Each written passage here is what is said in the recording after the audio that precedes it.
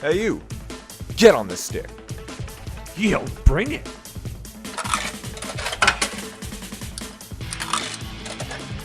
Choose your fighter. Yeah. How's it going, lads? Fight.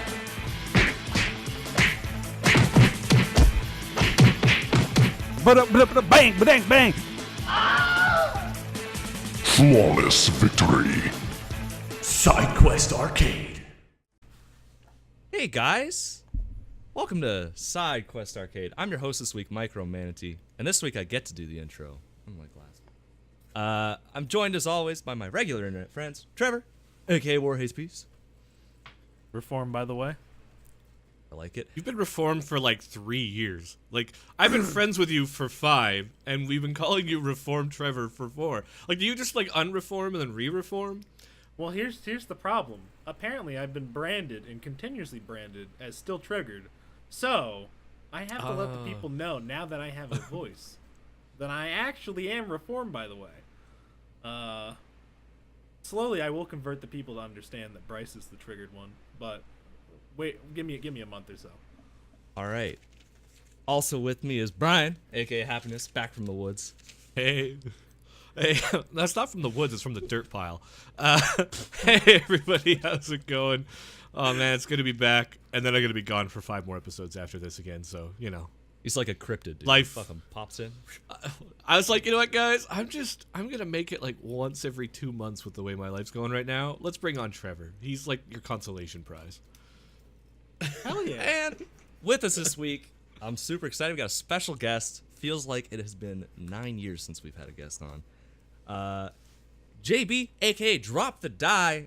He is a best-selling author on for many D&D 5e stuff. He's a reviewer, content creator.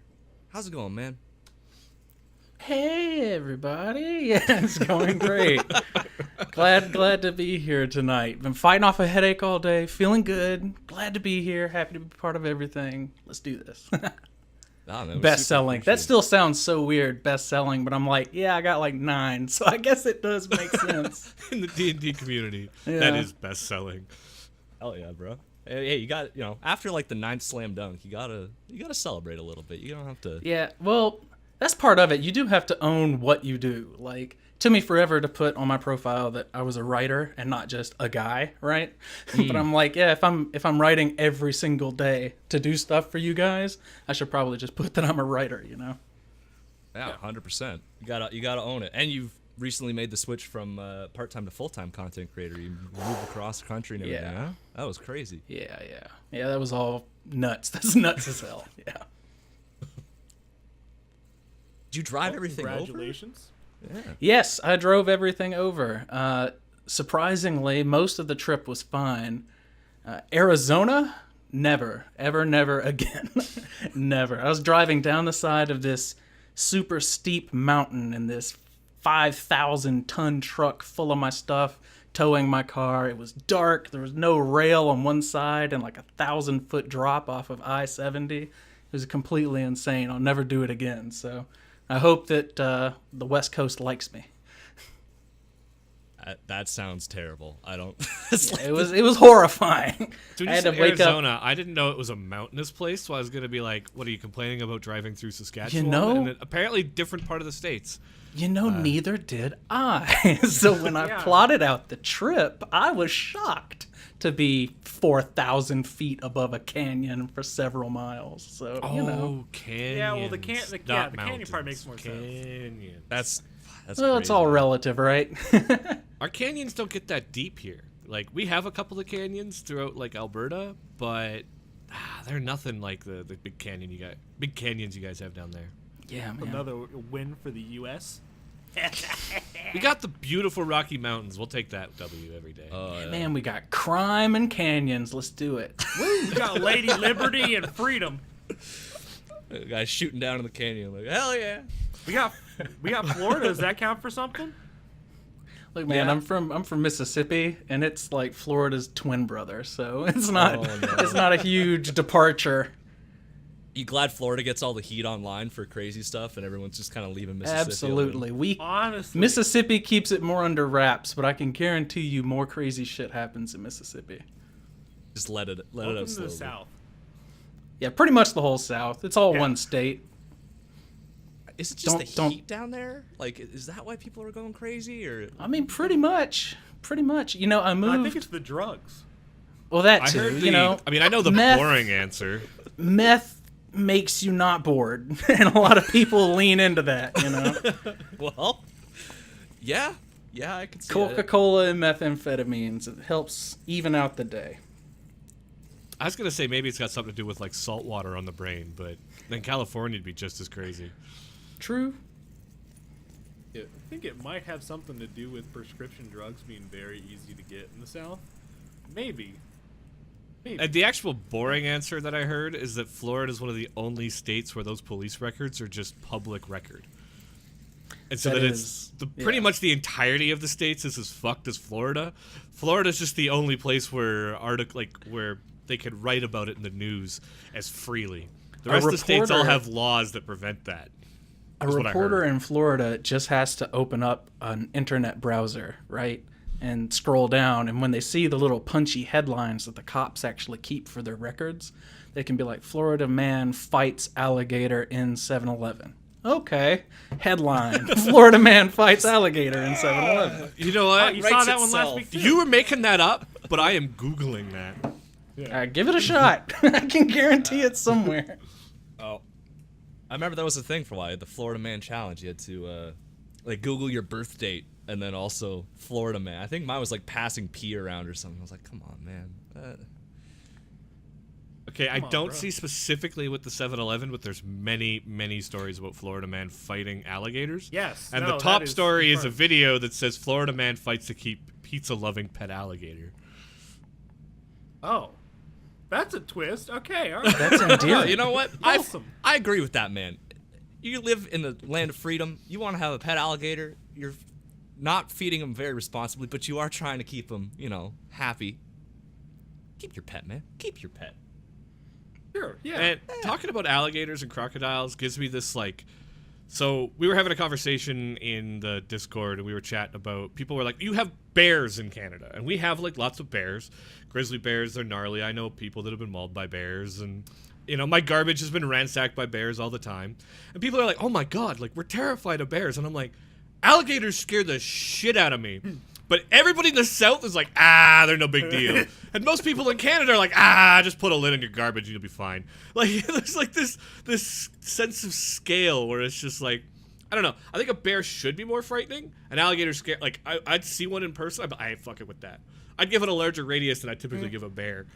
And it's Can confirm they're both delicious, though. Oh, I've heard bear meat is Bear's gamey. terrible. Yeah, gamey. I heard it's really bad. You got it. It's hard to cook that out. Yeah. Well, you got to lean into it, right? Pair it with juniper berries. You got to pair it with organic, cane sugar syrups. That's also very good to go with it for glazes and things. Alligator is So you just mask the shit. a lot like chicken. Well, Yeah. you cook buffalo and bear and water buffalo and all that stuff. You eventually get there. so isn't it like an acquired taste then, kind of thing? Yeah, pretty much. You got to lean into it. Hell It's yeah. like beer. Um, No one goes, beer, delicious. You go, wow, this is fucking gross. I'm going to keep drinking it so I can drink beer with my friends. Oh, Mm. wow, that one Circling that hit back on close that- to home. I don't know. Feeling called out? My apologies. My apologies. I still can't get into beer. Same. I was telling the story before our first HRX, and I was really worried, back when we had a Smite podcast and it was significantly larger than our current podcast. And I was like, I'm actually going to meet people and somebody's going to want to buy me a drink. I just felt like that was going to happen. And it did.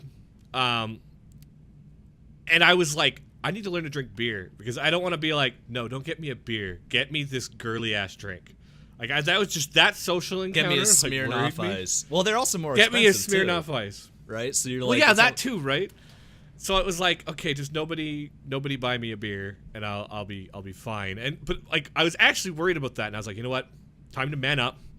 time to learn to drink beer. Just suffer through it. And I went and I bought like, I think it was Beck's or something like that. Like the one my buddy recommended is one of the easiest like German beers to get into. I can't remember if it was Beck's or what it was. It was one of his favorites. Oh, no. I bought a 6-pack, came home, drank about 2 sips, and gave him the whole 6-pack. I was just like, take it. I don't want it. That was his real plan right there. He wanted a free 6-pack. Bamboozled. I was just like, this isn't happening. Play. Mm-hmm. And you know what, though? Like, and I made it through the first HRX pretty okay. I think I joked about it at the podcast. Every podcast listener was like, Brian, you want a Vodberry or vodka cranberry? I was like, fuck yeah. Vodberry. Oh, God, dude. I've been doing nothing but dirt for the last, month, all right? And then the second HRX we went to in November, and it was just the most awkward scenario. Coop just orders a round of beers for everybody and just hands me one. And I'm standing there like, shit. He literally puts the beer in my hand. And then I was like, maybe I can get away with, just not drinking it and, going through the scenario of it. And then Coop comes around and he looks and he's like, I'm ordering seconds. You want another? And I was like, no, I'm still good. And he looks and he can see how much is still in it. And Coop's just like, the fuck is wrong with you? And I was like, So then I gave the beer, I think, to you, Flint, and you're sitting there double handling. And then Coop was like on this tirade, this tyrannical rule here of Brian needs to drink beer. And he's like, Brian, did you give your beer to Flint? And I'm like, yeah, Flint will enjoy it way more than me. And he orders me a new one and says, drink it like a man. And I'm like, that's why I got my Flint, another beer for you? That's why I got my beer, Hell yeah, brother. Anyway. Every man's generic beer. Look, we got 5 weeks of dirt. I'm sorry, I'll stop taking over. We got a guest here. I want to talk about Dungeons and Dragons. Okay, I've been looking forward to this for weeks. I'm just going to be a DM in a week. I want to talk to this man about Dungeons and Dragons. Hey, congrats. I'm terrified. Flint, I am proud of you. I'm terrified. It's going to be horrible. I introduced you to this game, and I am watching you blossom into a DM. Warms my heart. Man, the only reason I'm doing it is because all my weekly groups keep losing to the ultimate boss of D&D scheduling. Okay, it just keeps breaking down over and over and over again. I'm like, you know what? If I got the books and I'm running the game, maybe I can get 3 or 4 people to sit down and play. That's the only reason I'm doing it, and I'm super terrified. But that's 9/10 of it. Eventually, you get tired of trying to rely on other people. And then you sit down behind the screen. You're like, I'll give it a shot. Maybe I'll be better. And most of the time, the people who are willing to do that are better. So I have faith in you. Yeah. Better. Hey, thank you. As having you as a player, I think you'll do fine. I recruited you early in, and I was like, Flint could be a DM. I could just see the way you get really into it. I think you might be my most invested player at the table. You let me play a Minotaur Barbarian. I mean, I get to punch stuff. It's we know he's invested. You guys see that sick mustache he grew for the A Way Out stream? Yeah. I mean, shaved it. Come on, bro. I'm curious, because I started in 4E with Brian, and I'm playing 5E now. JB, what do you think about 4E versus 5E? Like the differences between the two? Do you like one more, or you think they both have their merits, kind of thing?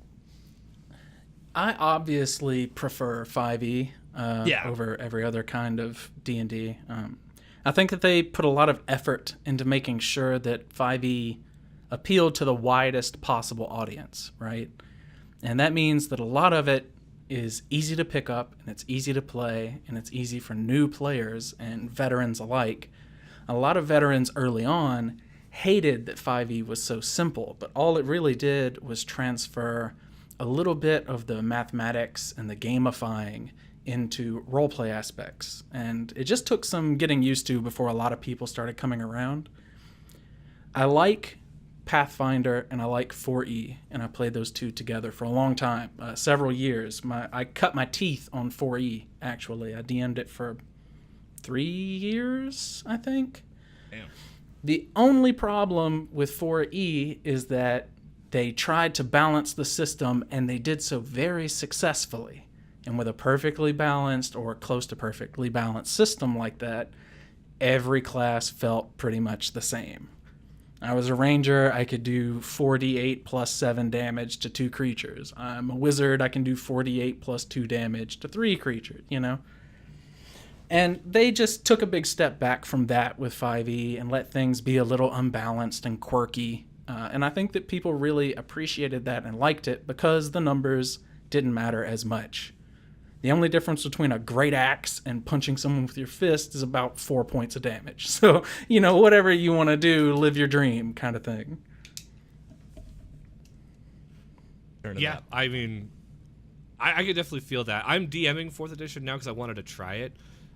Pretty much every campaign I've run, I've tried a different system just to kind of feel them out. And I gotta say, like, even though I'm running 4th, I think my next campaign again, I'm gonna go back to 5th after this one's done.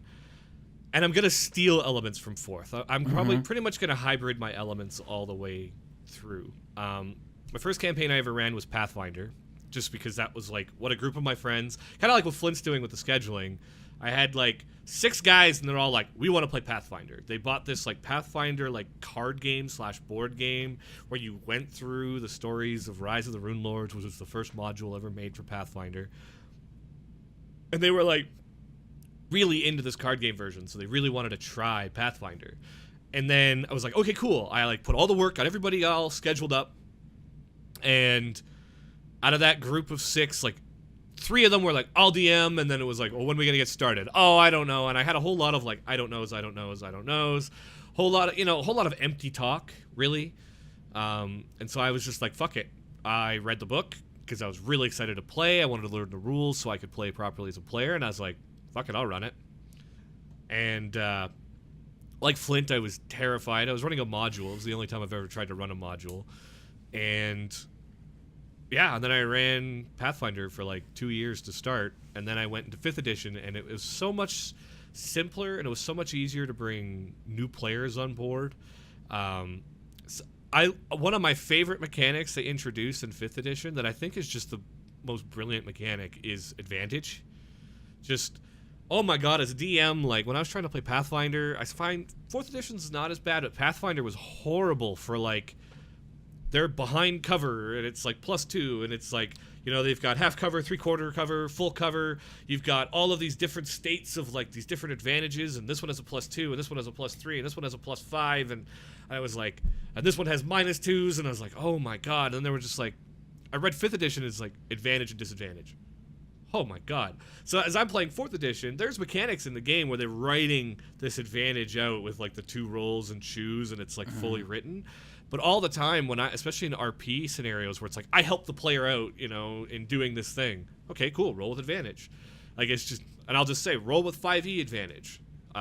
Even in a 4th edition campaign. I think it's one of the most brilliant mechanics they added.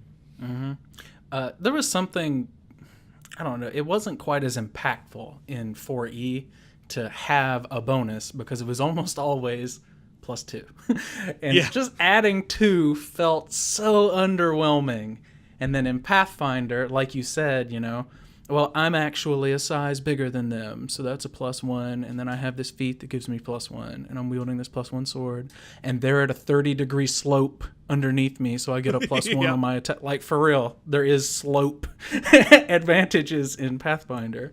And people usually just skim over those and they don't use them, but that often made me wonder, why the hell are they in the game if people aren't actually using them, you know? Then there was concerns that some things were balanced about trying to take those micro advantages, so it's like, it's like some of the monsters in Pathfinder, and one of the things I hated about Pathfinder was understanding scale, where it was like, your DCs kept rising per level, right? And so you're like, I'm level 15, which means I now have DCs of like 33 or 34, and if you didn't invest your points into it and you're not rolling with a +17 on something or a +24 on your charisma check, you're gonna fail. And so then it becomes that only the player that has invested those points into it can even attempt it, and you basically had to like single focus on certain stats.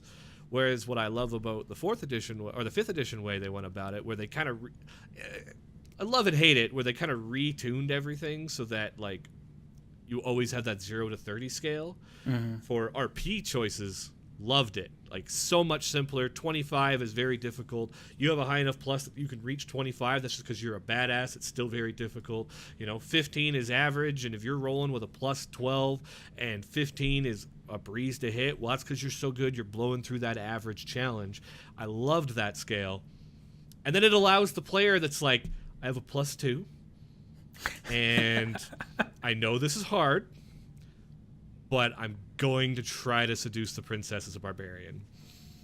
It's like you still felt like there was a chance to try it in 5th edition, and that I think that's one of the things I liked.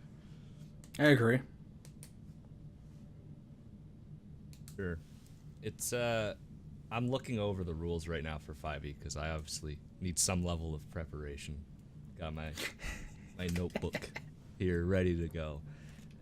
It seems a lot easier, and I'm trying to like calm down my players because I got Aiden, who's played 1 million games. He's also in our. He's got 1 million characters. Feel free to kill him a lot. Yeah, he's like he just. I was like, hey man, do you want to play some 5e? He's like, I've already got 6 characters in D&D Beyond. Let me just pick one, and we'll go from there.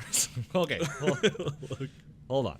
And then he ended up making a new one. So I was like, oh, perfect. Any excuse to make a new one, man. Any excuse. Hell yeah. I have the unlimited slots. I might as well. It's so nice. And I got my sister in there, and she's only played 4e with us. So she's like kind of nervous. And I got another player that's literally never picked up a set of die in their life. And they're like, I don't know math. I don't... nothing. Don't worry about it. It's not that hard. Especially... even compared to 4e, there's a lot more math in 4e, which I'm fine with. For me, I always try to lean super heavily on those brand new players and be like, just tell me what you want to do. You just tell me what you want to do. We'll figure it out. I'll tell you what the math is. Just tell me, what does Gorlax the Decimator want to do inside this room? I don't know, like climb the wall or something? Cool, athletics check. It'll be under A for athletics. Put your It makes them feel special. And then if that first time is special, they'll keep coming back. Because it's a lot like, well, methamphetamines. Just keep that day from getting boring. Florida man, what do you want to do today? I want to wrestle a gator. Well, if you go to athletics. All right, we go out to the swamp. Pray for no black dragons. Yeah. That's A for athletics. Yeah, just go down your table. Okay, +4. Oh, man. Oh, you went Beastmaster? You got +2 against alligators? Perfect. Wait. You're implying that there's any athleticism or maybe even any intelligence in gator wrestling. And let me tell you, as Florida man, there is not. Hence how it makes it on the news. If it doesn't make it on the news, that's where the athleticism actually kicked in. They're not dead. Mm-hmm. I think it's slightly less expensive than meth, but that's the whole reason you started your website to review stuff, right? Because you were worried, sometimes getting an accessory in D&D, you got to drop a lot of money for it. Oh man, it plagued me to no end that I would be interested in a set of metal dice or a little dice tray or a little dice box. And I'm like, I wonder what people think about this. And then you go, there were maybe a handful of them on YouTube that did little like over-the-top reviews. And they would talk about their parents or their game where they seduced a dragon or something like that. And they're like, oh yeah, and this box is pretty cool. You should pick it up. There's an affiliate link in the description. I'm like, no, I wanted to know if it was worth a shit, not what it looked like. I can see what it looks like, man. So the very first time I was going to order a set of metal dice, I contacted Norse Foundry. They had a little special going on. And I'm like, hey guys, I really want to review this set, so can you send me a good one? And they're like, yeah, sure, whatever. They didn't expect me to actually do it. They shipped it out. I did the review, and they're like, hey, we really love your review. Can we send you another set? I'm like, oh my God, the dream. Yes, send me another set. I'll review them. Thank you, Norse Foundry. I love you. And that was pretty much it. It just kept ballooning out from there, and now I've got like this giant shelf full of stuff I still need to review, and more is in the mail. I think I got something delivered today because someone waggled a package at me not 10 minutes ago. So you can never really tell. And the fact that people read them and they look at the pictures and they can trust my opinion to not be too biased, because I always want people to see what they like about a product, right? I don't want them to see, here's what it is. I actually don't really like that these rubber feet can rub off if it's over 120 degrees. Like, who cares? Yeah. You want to show them what's good about the product, what they can invest in, what the price is, and then they have to decide if it's worth it. Put the info out and let them decide instead of talking about your dragon seducing adventures on YouTube. I mean, I've never wanted to sell people. It's huge, man. Like I bought a fucking bag of dice I don't even need. I'm doing it on Roll20. It's like, why do I have that? Okay, take from my advice, Flint. So you were talking about the metal dice, and I didn't even really know they were a thing. My wife saw an ad on Facebook and bought me some metal dice from Die Hard for my birthday. I love Die Hard. And I love them. I don't, literally, I've got one set of metal dice and 5 sets of regular. And unless I'm rolling multiple D6s or something, I'm rolling the metal dice first, on every roll. And I can tell you right now, Flint, because you probably know about it, because you guys comment on it. I don't do, when we pro Roll20, I don't use the slash roll. I always use the dice. And now with the dice mat on the same table as the mic, and I roll those metal dice, it's got this meaty thud. You can hear the players you hear it, and I'll roll them, and I'll even a little bit intentionally clack them together near the mic a little bit, and then roll them down and pause for dramatic effect. Count 17 damage to Flint, right? And it's whoa! When I start doing that, right, or it's I start getting ready for certain checks, I'll actually play a little bit with the dice just for dramatic effect, and those metal dice definitely add to it. As a finality or it's to it. I don't like it very much. I gotta be honest with you. Love it. So do you do pretty much all in person then if you're reviewing D&D products? Are you looking at different figurines? What kind of products are you looking at besides dice figurines and mats? Well, let's see. I've got some stuff from Elderwood Academy that those guys have sent me. Quentin and Dan are fantastic. You really need to check them out if you never have. Elderwood Academy, they make some high-end dice trays. They make dice towers. They make the spell books, the leather-bound kind of dice storage devices and things like that. And when I receive those kinds of products and I talk with these guys, I'm like, how do you manufacture them? What's the most exciting thing about this for you? And then they tell me, I do the review, and the biggest part I feel of all of my reviews and my website is sending back information to them, right? Because I want them to know, hey, I don't think that this is really working out. This thing's a little too big. This thing's a little too thick. I don't think most people are really going to like this. You should consider these avenues and that sort of thing. And they've always been very gracious and take a lot of the reviews and stuff. And over the years, they have changed substantially, especially with their hex chests and things like that, little storage units for your dice sets. I've got dice boxes. I've got dice trays. I've reviewed Wizards of the Coast products like books and the modules. Yeah, I've reviewed some of the modules and some of the DM screens. Tons and tons and tons and tons of dice and a lot of stuff for Wormwood. I get tons and tons of requests from folks who love Critical Role. They see all this Wormwood stuff all the time on the show, and it excites them, and they want to be a part of it. But it's a pretty big price tag, If you're not sure you're going to use something like that, it's a lot to invest in for a product that might just sit on a shelf. So, I take those in. I tell people what I think. I show them the good. I show them the bad, and for the most part, I've not gotten any cross words about it. Every once in a while, someone will assume because I have a coupon code or an affiliate link that I get paid to do these reviews. I lose so much money in doing these reviews for people. The website, the camera, hosting all this stuff. It's really just a passion project. And I don't know, it makes me happy seeing all this stuff on the shelf that I finally put up, knowing that I've been able to share all these with thousands of people so that they know if it's worth their money or not. Because I know money's tight for me. It might not be tight for everybody, but I don't want to spend money on something I'm not going to like. That's the worst feeling. You get something in the mail you're excited to receive, and then you're like, oh, fuck, I didn't really like it. Oh, yeah. It's the worst, especially if it's more than about $5. Yeah, exactly.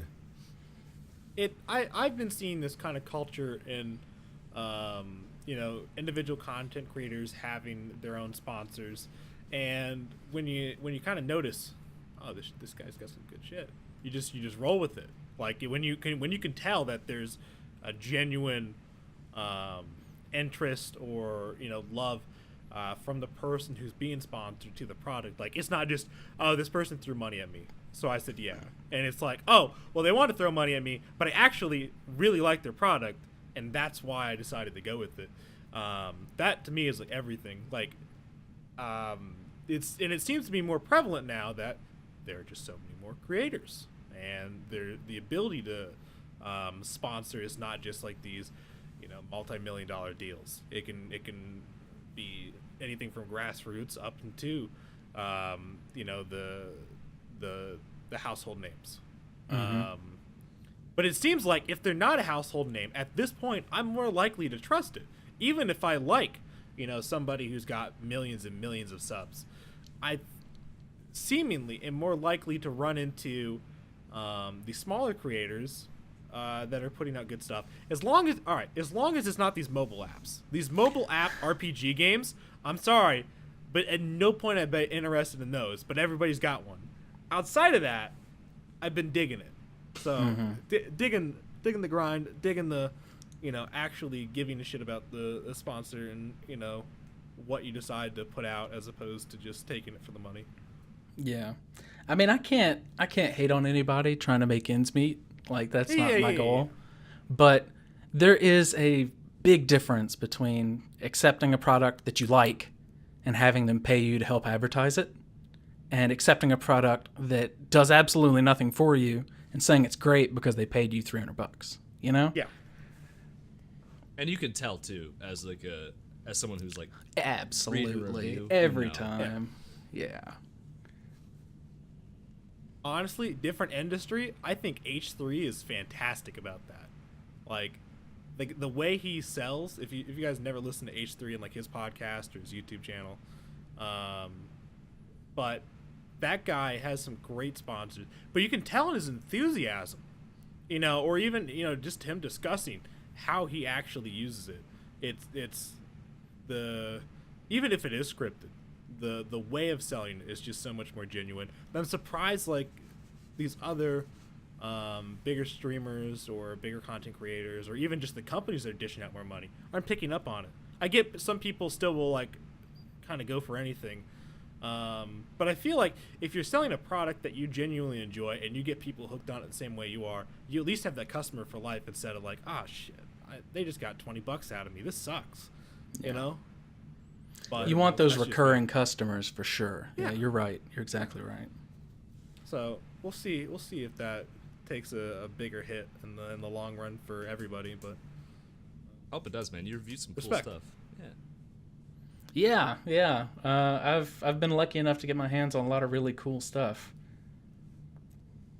I like those. So you were saying that when you started, your first review was on some metal dice, and that's where it kind of took off. Were you blogging much before that, or did you create the blog to review the metal dice? I created the blog the afternoon I went home after they said that they would send me some dice. So you requested the first product before having the website, and they sent it to you? That's kind of impressive. I wrote a review. You see, they had some dice out on Amazon, and I was like, look, I wrote this really nice review. I really like these dice. I would love to do something like more intimate, longer, with pictures and stuff like that. People were thumbs-upping this review I did on Amazon. Let me put this on a website and see if people want to read it. And the guys at Norse Foundry were like, a little bit of a gamble on their part sending me a product, but they're like, you know what? Let's try it.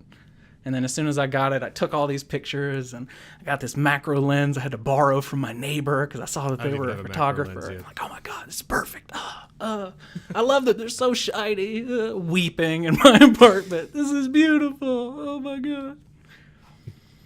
But yeah, the whole website has spawned from people requesting, they'll be like, hey, I saw this. I really like it. Is it worth getting? And I'll be like, let me look around. And if I can't tell, I'll be like, I don't know. Let me find out for you. Let me see if they're interested. Pretty cool. Do you find you really enjoy the review side then, or would you like to also include some more, like, I saw you had a couple of articles for like GM tips and stuff. I do. I've been sprinkling those in for the same reason that I do the reviews. People asking. They're like, hey, how do you handle, combat? How can I do better combat? How can I do better combat? How can I do better combat? All right, let me write a couple thousand words on how to do better combat for you guys. It's all just the community, and part of what people are loving about D&D today and why people are calling it the golden age of D&D isn't because the products that are coming out are better or, there's more attention on it in the media. Those things are true, in my opinion, but it's really because the communities are getting so big and they're getting so wonderful to one another. I've had to block like 2 people this whole year. 2018, I was on that block button every day, getting people off of my platform. But the communities are coming together and they're really trying to make the game better for themselves and for their friends and for their DMs. And they come to us content creators and they ask, hey, how can I do this better? And I feel like it's my obligation, and I do really enjoy it, to help point them in the right direction, It's crazy how positive it's been, because I've been following you on Twitter for a while, and like just seeing how everyone interacts in the D&D, like at least that space is fucking crazy. Because I'm also a big part of the like video gaming and Smite, and they're just like at each other's throats 24/7. Oh God, It's all the ruthless. time. It's I'm like, I adore video games. I've been an avid video game player since I want to say I still had diapers on. I was playing video games. I love it. The communities are trash garbage. Like, I can't hang. What? I can't hang at all. Get wrecked, scrub. No, I can't. I can't. We got do a it. pretty decent community here too, but I think we try to promote like that culture. Like that's one of the things that's kind of fun with indies is sometimes they're fairly like small and tight knit, and you can remove some bad actors. I mean, you do get to a point where it's impossible to keep the bad actors out, but D&D too. Like one of the things I think that really helps with it, like a lot of the gaming communities, even the one we started from, was a very competitive gaming community. Smite, and I played League of Legends before that, and in that competitiveness, there can breed that toxicity, right? Like I want to be the best.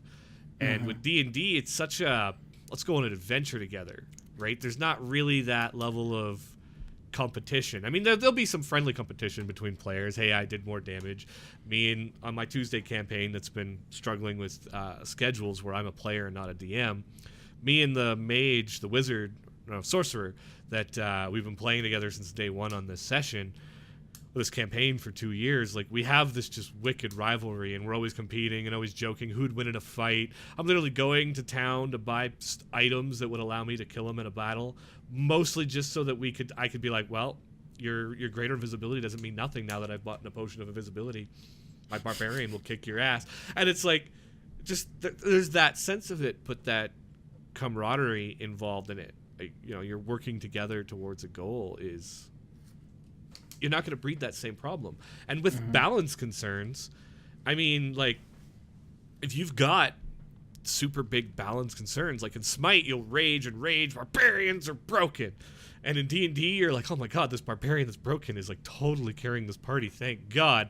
Or if you're really worried about it, you could just talk to your DM and he can fix it. Like, you have such a local and direct connection to fixing problems in the game you might have, rather than speaking to what almost feels like a unreachable entity in some of the larger gaming companies that are dealing with millions of players, and every tweak is going to have positive and negative views, and no one anonymity wins. involved as well. Everyone wins. A big part of I think why you kind of avoid that competition aspect in D&D, even when playing competitive D&D, it doesn't feel as bad, is because it's a little bit more personal than all these other entertainment aspects, you know? Even interpretive dance can feel more competitive than D&D, because if you don't work with them, you'll not get invited back. And then you can't play. Eventually, you're going to stop getting able to play with people if you continue to be an asshole. And that is a big sword of Damocles hanging over people's heads. You can be toxic online, you can sit with your anonymity, but at some point you're going to have to sit at a table with other individuals, and if you have a reputation for being an asshat, you're not going to have fun. And then what's the point of playing at all? They're not going to put up with your stuff. That's huge, man. Yeah. And it shows. It shows in the community. You can see it. You know, It everyone's does. super respectful and kind and promoting each other. It's cool to see. It's like a little break, you know. I'm scrolling through Twitter and people are yelling at each other, and it's like, hey man, I saw your dice bags. These are sick. Oh, thank you. Good session last night. And they're just like super wholesome. They're very Canadian about it. Yeah. Yeah. Yeah. But not the drunken in the bar watching hockey Canadians, not them. Yeah. I was Well, gonna say, don't hold on. Let's back that up just a quick sec. Those guys can be good too. They have their moments. Sometimes they need to go home. Other times they're all right.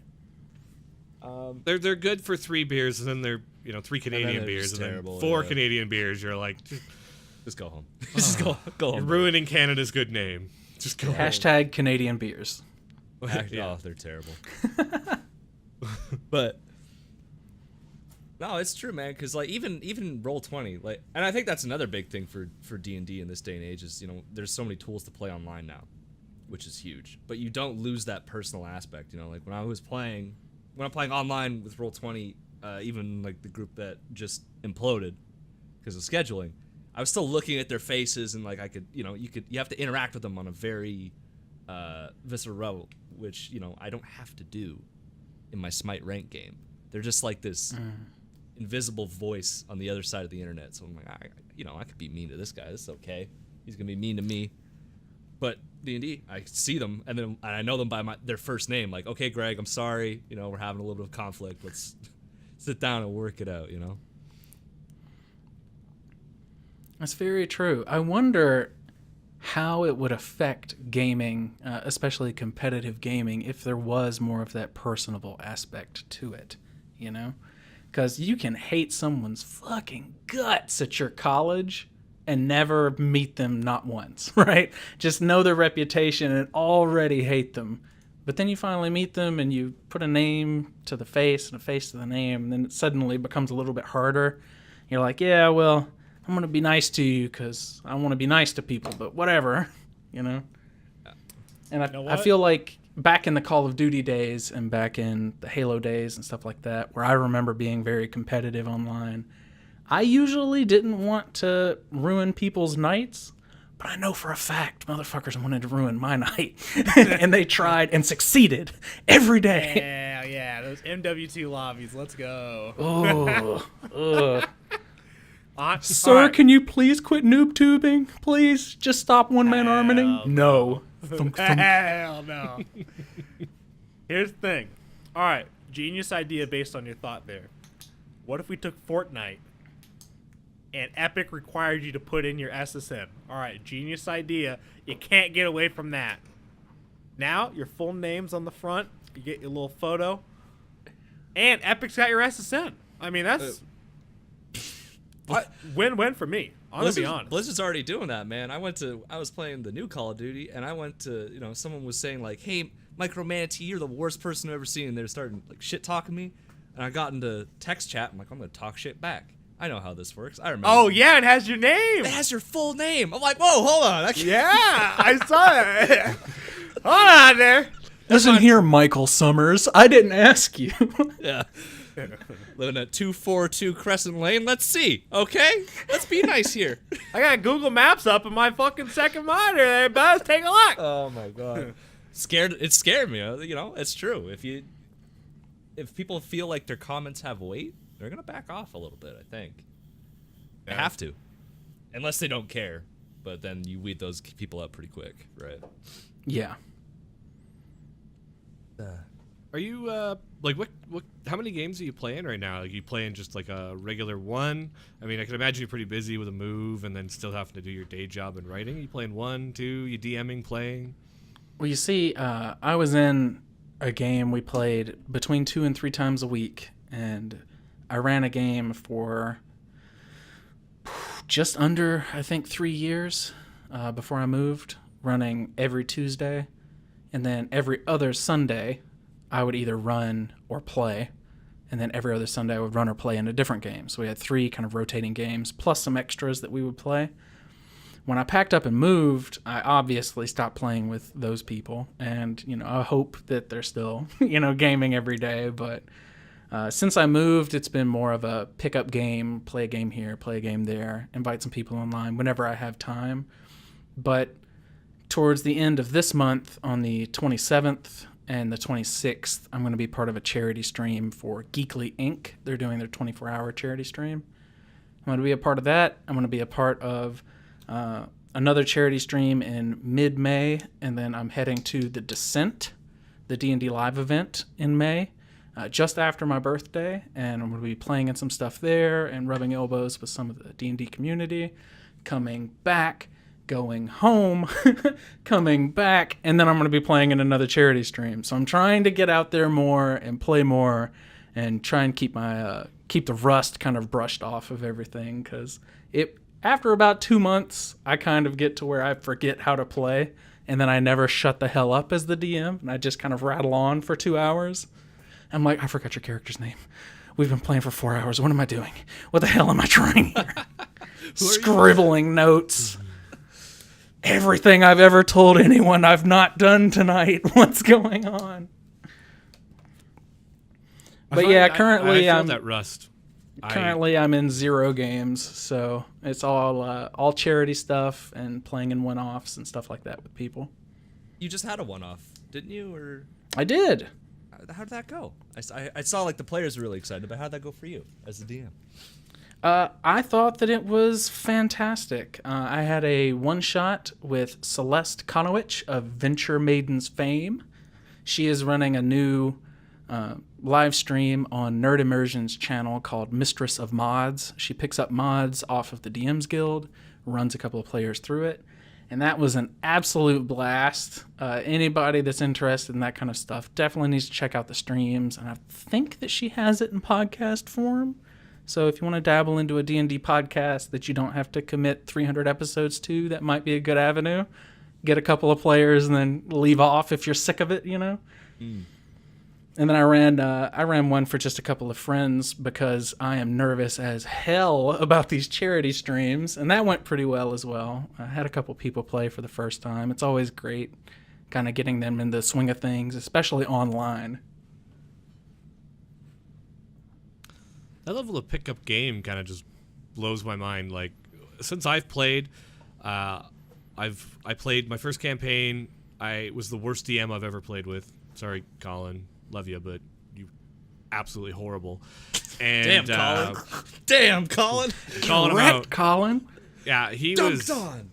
I could do a whole 2 hours ranting about the problems that I had. In the first campaign I ever played, like first 3 sessions, I was like, this is fun. And then like 4th session, we like started combat and he made us fight a bunch of basilisks.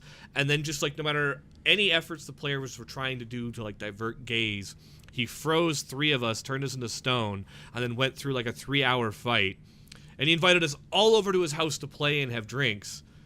And 10 minutes into the session, I was turned into stone. 3 hours into the session, I was invited back. And so I just sat there on my phone. I got up off the table. I laid on the couch, and I'm like...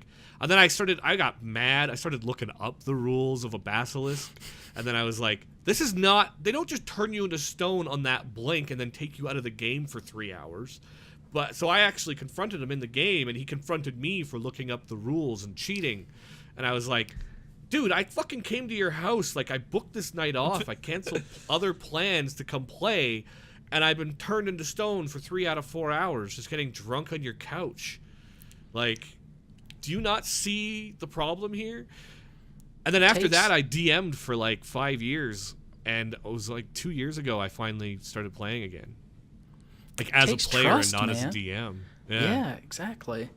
And when you have those bad DM experiences, it makes you a better DM. Because you're like, I don't want to turn people into stone with a basilisk without a check or anything. I don't want people to get drunk on my couch for 3 hours. I made a couple of personal rules that I like almost like what's the word I'm looking for? But like oaths, practically as a DM. That like, and particularly most of them were don't be like Colin, but in specifics.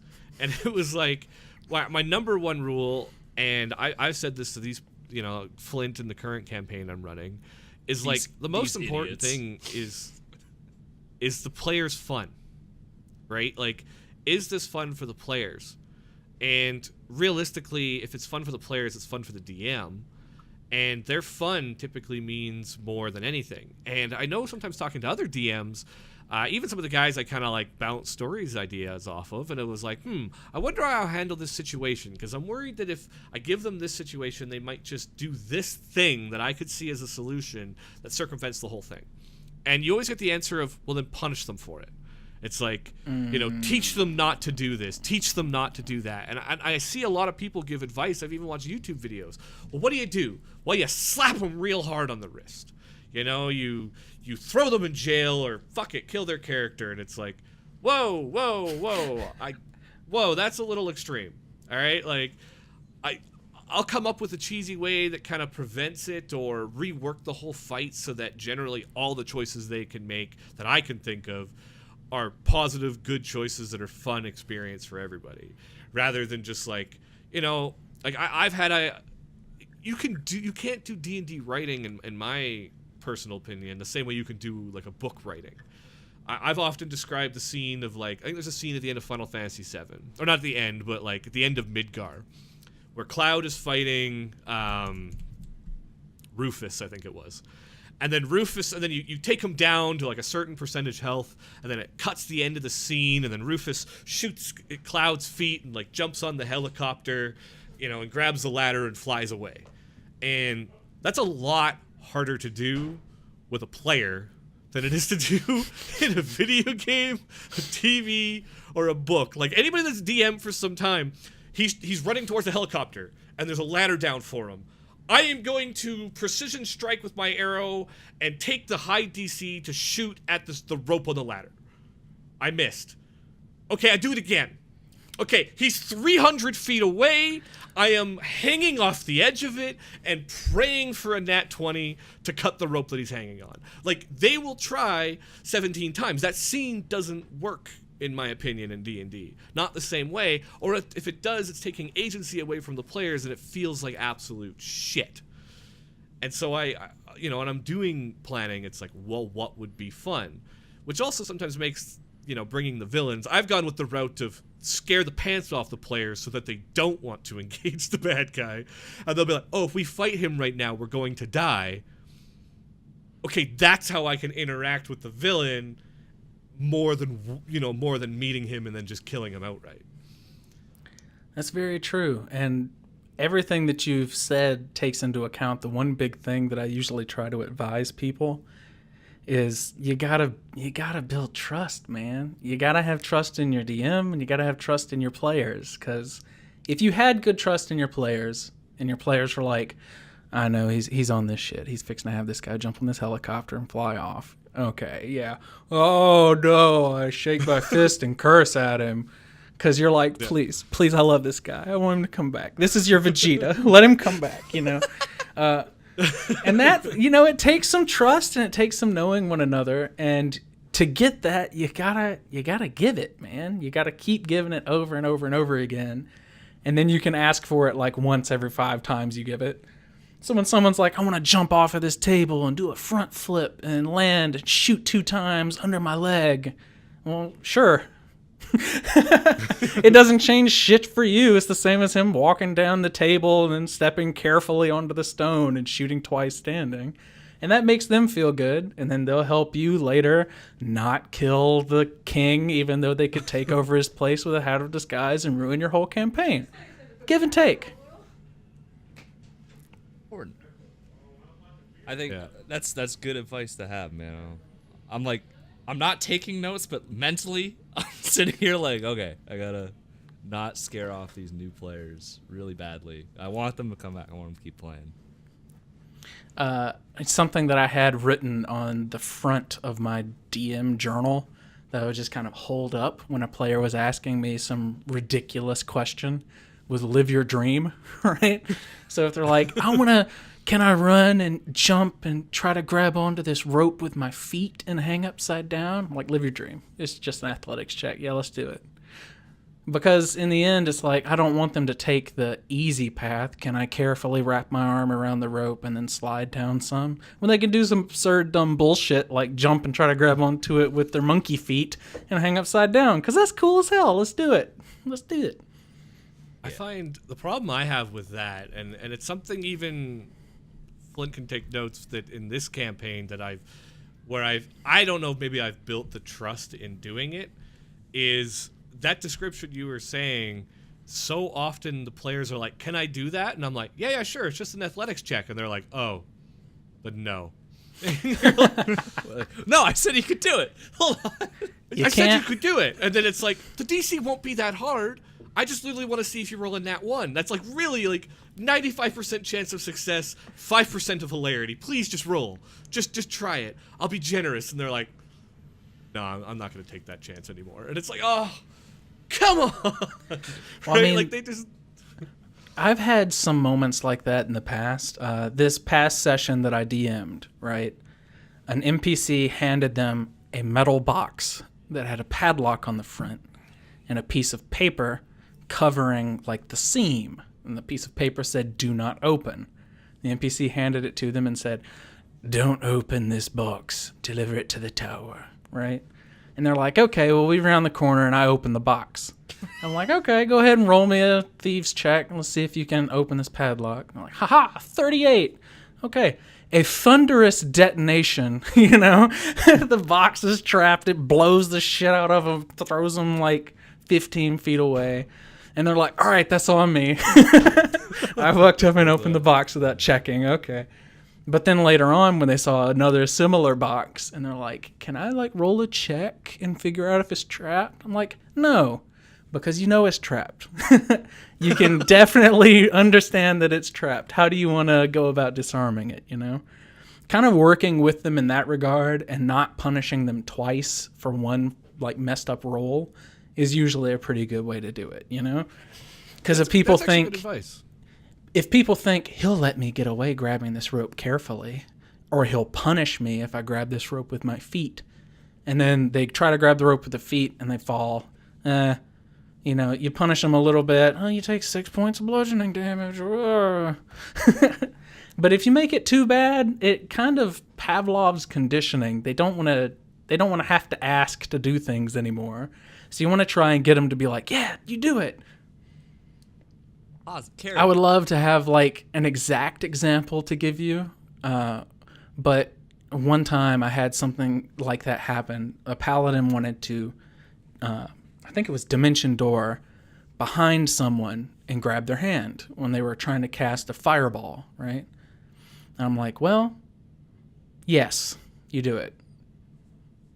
What, no check? I'm like, no, you're expending the spell slot. Yeah, you're behind him. You grab his hand. Let's see where the fireball goes.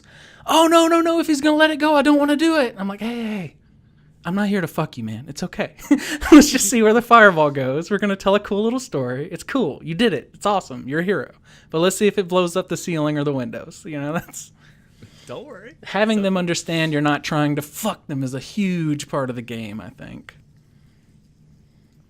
I learned that with characters early in.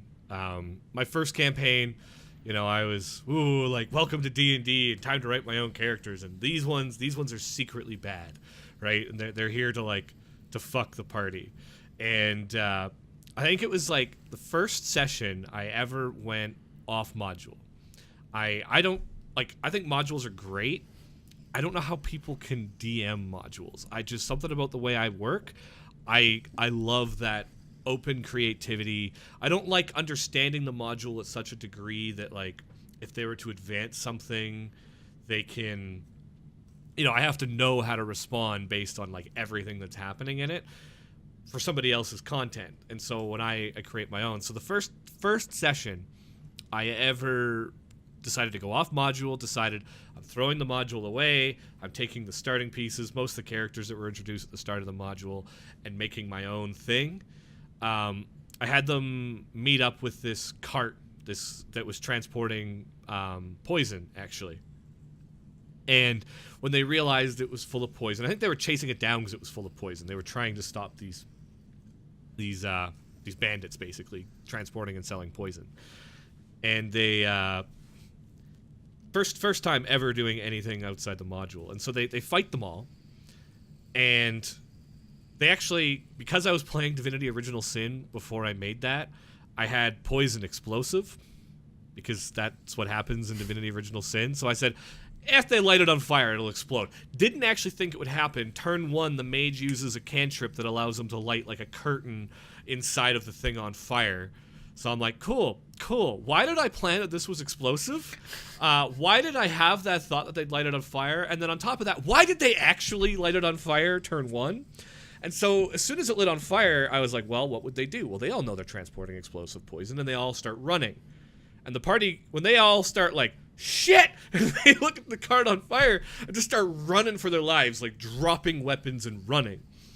And so then after that, they were like, okay, they killed a couple of the bandits in the routes of the combat, and then like 2 of them were like surrendering. They're like, we surrender, and like I didn't really entirely know what the party was gonna do. This was totally off kilter from what I had planned, and they then sent them off out ahead of them. They're like, go ahead, you're free, and they fucking grabbed their remaining horse that was alive and sprinted at full speed towards the town. But they were bandits, and they were, clearly intentionally doing like organized crime. And the good player was like, well, you know what? I've spared your life, so now you owe me. They're fucking bandits. They went to town. They told the guards that they were carrying a caravan and they were assaulted. When the party gets to the gate, they're like, they're the ones that attacked us. And the party got arrested. That player was mad at me till the end of that campaign for that moment, and he wouldn't trust any NPC. He like 180'd his character. He's like, my character no longer trusts humans. He was a druid. He only trusted animals. And he was like, nope, don't trust any humans. And then he didn't trust me, and you were talking about that, building that trust. And I didn't think anything of it. I thought it was kind of funny, right? They let him go. They kind of, like, they're fucking bandits. What do you think they're going to do? They're organized crime bandits. I thought it was a reasonable action for them to do. Their goods just got destroyed, and he felt so betrayed and so mad that all future social encounters were difficult because he just, like, wouldn't, like, give people an inch. And he took, like, no one is spared. You are not going, execute, like, approach for the rest of the campaign. And it was like, cool, yeah, cool. So if I put anybody in front of the party, they are all dead. Like there will never be a survivor from this moment. Just gotta throw your Vegeta characters out, just like, okay, they're gonna die. They're gonna die. Man, they're all Nappa now. all campaigns need more Vegetas. Every campaign needs a couple Vegetas. Just one Show or up two. 3 times, be the worst. Show up the 4th time, be okay, and then move in. I love the character. Vegeta's interesting because he actually had like a bit of a change of heart. I love the characters that are ultimately working for the same goal, but the party doesn't know that's the ultimate goal. I love the characters that are for the greater good. Ooh, I always consider those very dangerous. Because sometimes, and I find that this plagues a lot of newer DMs more than anybody else, sometimes the players will get so dead set in that for the greater good mentality that they become fucking evil. Like, they start doing horrible things. And you have to be like, guys, I know you think it's for the greater good to peel this shop owner's fingernails off and steal all of his stuff because you need it to defeat the vampire, but he doesn't know that. I can't just let you have everything in his shop. He would be ruined forever. So, we need a compromise here, guys. I don't so much mean the players that are for the greater good, and not so much on that level. Like, I've been pretty lucky that this campaign in particular, like, the only player that Anywet deemed away from the good track quit. It was his first time playing D&D, and he was trying. It was very much. And I'm talking. Flint knows who I'm talking about. Yeah. Where I had 5 players that were very much on a good track, and they were offered a quest to potentially go down an evil route. I was very open for what they wanted to do, and that one player said, "I'm going to take the evil route and tell the evil people that the whole party's involved, and that they're down for it as well." And I was stuck in this situation of like, if I go ahead and give him what he wants, I've pissed off 5 people. And if I don't, I've pissed off 1. Anyway, I did that. So I'm lucky, though, that the rest of the party is really good. And so then you can introduce a character that's for the greater good as an NPC that is very, like, I think is a really strong, like, opposite to the party and could be like a Vegeta where they kind of reoccur. And it's like he's not so much screwing the party over, but he's definitely an asshole. Maybe some people died that didn't need to die, but then ultimately you could kind of begrudgingly work together. And I think that's where that greater good character could be fun as an NPC. Yeah. Gotta be like a server Snape, you know? Can't be peeling. Spoilers. Oh, shit. Be right back, actually. My guts just started hating me. Oh, yeah, no worries, brother. We keep talking. I had other questions. I'm super worried, and I know you're all about, like, new players making sure their first time is great. I got players that are scared to role play. What would your advice be to new players? Because we have a lot of them in our Discord too, our community. That are like, I really want to try D&D, but I'm freaked out by the idea of like having to pretend to be this character. What advice would you give to someone that's having that issue? Baby steps. All right. It also takes a very patient and understanding and supportive DM. So I hope that you can kind of have those traits if you have new players. But you don't have to, you don't have to be George R.R. Martin your very first session. But try to add in one little detail about your character that you think would be useful in any given moment. Like you're exploring a cave and you can have your character make a little quip. Has your character ever been in a cave before? How was the experience if they had? If they haven't, how would they feel about being in a cave now? Little things like that, they build up over time. So your first session, you're going to be playing a character sheet with a name and a picture and an idea. But then by the 3rd or 4th session, you're going to have so many little details building up about your character that you're going to have a better understanding of how they would act in these certain situations. And if you keep building on it, that's why people can play the same character for 15 years in like a 2nd edition campaign, is because they've constantly been building up these different layers to their character and these different interactions with NPCs and things.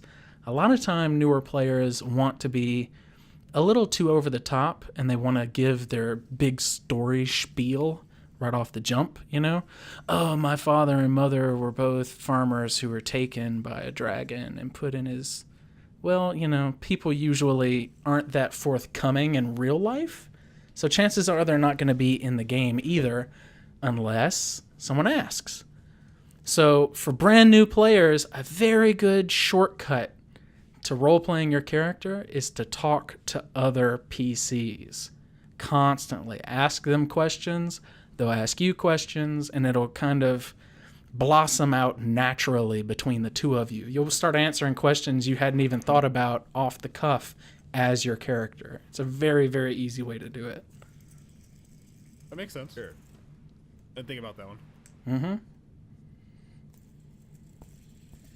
Definitely, you're right. It is just a kind of a character sheet with the name. Like, when I started Yeah, my first... and there's nothing wrong with that, It can freak some people out. They're like, I need to worry about this math.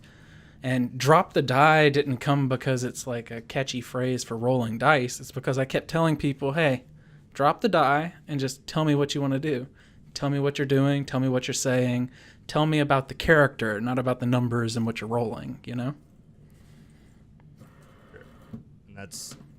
I think that's why I like 5e a lot more. I feel like there's less focus on that. It's more like, okay, what do you want to do? Just tell me what you want to do. And I've already let my My players know that, and they seem to be like, okay, gotta get them. I think another. Well, back. Yeah, no worries, man. I think another, not necessarily a problem, because again, like a show like Critical Role is huge for the D&D community. Like it's really brought it to the forefront. A lot of people watch Critical Role and go, I need my session to be exactly like that. Like as a player, so like I need to break out a voice and a whole personality and a wide range of acting skills. Like you can't do that right off the bat unless you're insanely talented. I think it sets up a weird expectation sometimes. There is this expectation around Critical Role. If you look at Matthew Mercer, by example, the dude's voice has been in so many video games and anime and movies, and he's been an actor and he's been a writer. He's all over the place. You know how many 100,000 words he's read and how many 100,000 he's spoken in a voice? You are not going to be Matthew Mercer on your first session, my man, Can't do it. So you gotta sidestep that expectation. You can do a voice if you want to, and it can be horrible. Because I know a lot of people with horrible voices, myself included. Just lean into it. If you want them to sound like they got something stuck in their teeth, that's fine. Just do it, Have fun. And if it's not fun for you, use your regular-ass normal voice. Hello, my name is Bridget, and I am a rogue and a belly dancer. What's up? No one cares, They'll be like, hey, Bridget. One of the things I don't think people understand with Critical Role as well, and I've seen a couple of videos actually like talking about this, is part of the magic isn't even just Matthew Mercer. It is the players themselves. They're all professional ass motherfuckers. They're all professional actors. So like I remember watching a video by Matthew Colville. Oh my god, he'd be like a dream to have on the podcast. And he was talking about how he played with them, and one of the things that was the most interesting thing about playing with the cast of Critical Role is that DM usually will narrate the successes and failures of the players. You swing and you whatever, and sometimes you just kind of move on, damage, and sometimes you kind of flare it up a bit. But then the Critical Role cast is really good about like accepting, a failed dice roll and then narrating their own failures, narrating their own successes, and all they have to do is roll the dice, be told success or fail, and so it's not all in the DM. And so a lot of that storytelling is everybody at the table. That comes with Critical Role as well. And a lot of that stems from the fact that people tend to forget, and I mean early on, I've been around since I think the third session I started watching Critical Role. But Critical Role, they've been playing for years before it was ever put, to like a camera. They've played for years and years and years. They've had years to develop that, just like you said, that narration, that narrative voice between the players and the DM, so that they each know what's expected of them. They're comfortable in those roles and what they're saying. And you can see that most easily from the guests that pop up on the show. They haven't had years and years, even if they're professional actors and voice actors, even if they played D&D for 1,000 hours. They come onto the show and they still have to work at it. They have to work and elevate themselves to be on the same kind of narrative voice as everybody else, because the cast has had so long to practice it. It takes practice. I saw a YouTube video. I can't remember who made it. Anyway, and it was called "Be Like Travis Willingham," and it was like a 30-minute video describing how Travis Willingham is one of the best kind of players to have at your table. And they were showing moments where he's not like, he's taking center stage when it's appropriate, but then they're showing moments where he wants to join in, but giving the other players their kind of time at the table. I've been pretty okay with the groups I've had. I'll also just like, sometimes I get a little short and I'm like, stop, it's this person's. Or we have one player who's an entire combat monger and he's like, I just attack, and it's like, no you don't. And then I continue to let the players do it. I take a little bit of a strong hand, but it was like, be like Travis Willingham. Like, give everybody their moment to shine. Like, don't let your don't be so selfish that you take away from other people's enjoyment. Like, it's about understanding that it's a collective enjoyment as a group, and there's things you can do to enhance that enjoyment for the group. Yeah, that's another thing for new DMs. Never be afraid to pump the brakes, to hit the pause button. The very first stream, I hate that I fucked up the audio for it and couldn't put the stream online like it was supposed to be. But scene 1, act 1, enemy number 1, they were supposed to take alive, and one person said, well, I go up behind them and I slit their throat. And I say, okay. You two see your companion step up behind this NPC as if he's going to slit their throat. What do? We stop him. Okay, you two stop him. You know? You can hit pause and kind of reevaluate the scene, get everybody involved and not just make it be one person, dictating how the whole game goes. Yeah, I think Flint was actually a big help in the one scenario I'm thinking of when we were fighting. When you guys were trying not to fight Mailer because he was a villain that I made powerful enough that you guys were like, we'll die if we fight him. And they were also in a scene where he was just kicking the shit out of what we've nicknamed the Anime Squad. Just this really fun group of high elves that are very anime. And Flint was like... I'm a high elf, bruh. And... Canadian elf. Oh, hell yeah. And actually, Sup, Flint bro? was a I'm big a high help elf, there. Well, how's it going, guys? Going out on our That's what I'm jetpacks? talking about. Going riding? Yeah. Oh, I yeah. play a Magitech, like high technology guns instead of bows kind of campaign.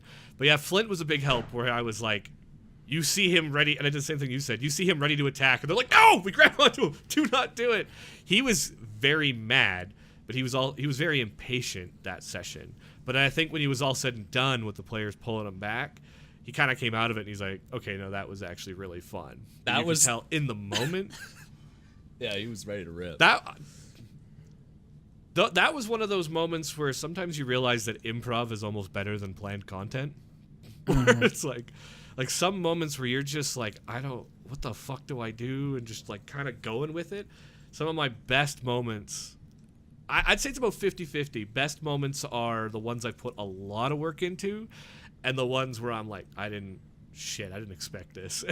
Like, winging it. What's frustrating as hell for me as a DM is I was supposed to take a break one summer, and I was going to have another player at the table run, I think 6 games was the plan.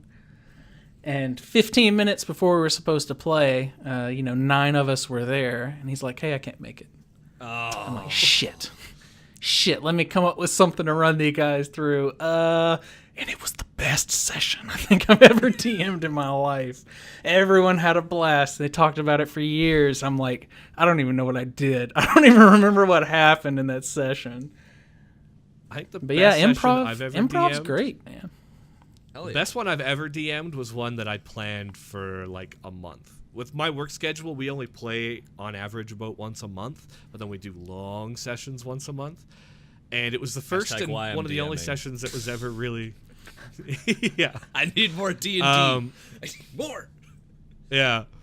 And I planned it forever, and I had every scene in my head like painted out, and there's times where like things can be totally on rails. Like they have gone into the cave and they need to get back to their ship to leave. There's really not a lot of selection of what they're going to do in that time. And so you can completely plan out every scene and moments like that, where you'll always, like, the players can have choice, and it's really more of a branching thing. It's just like, anyway.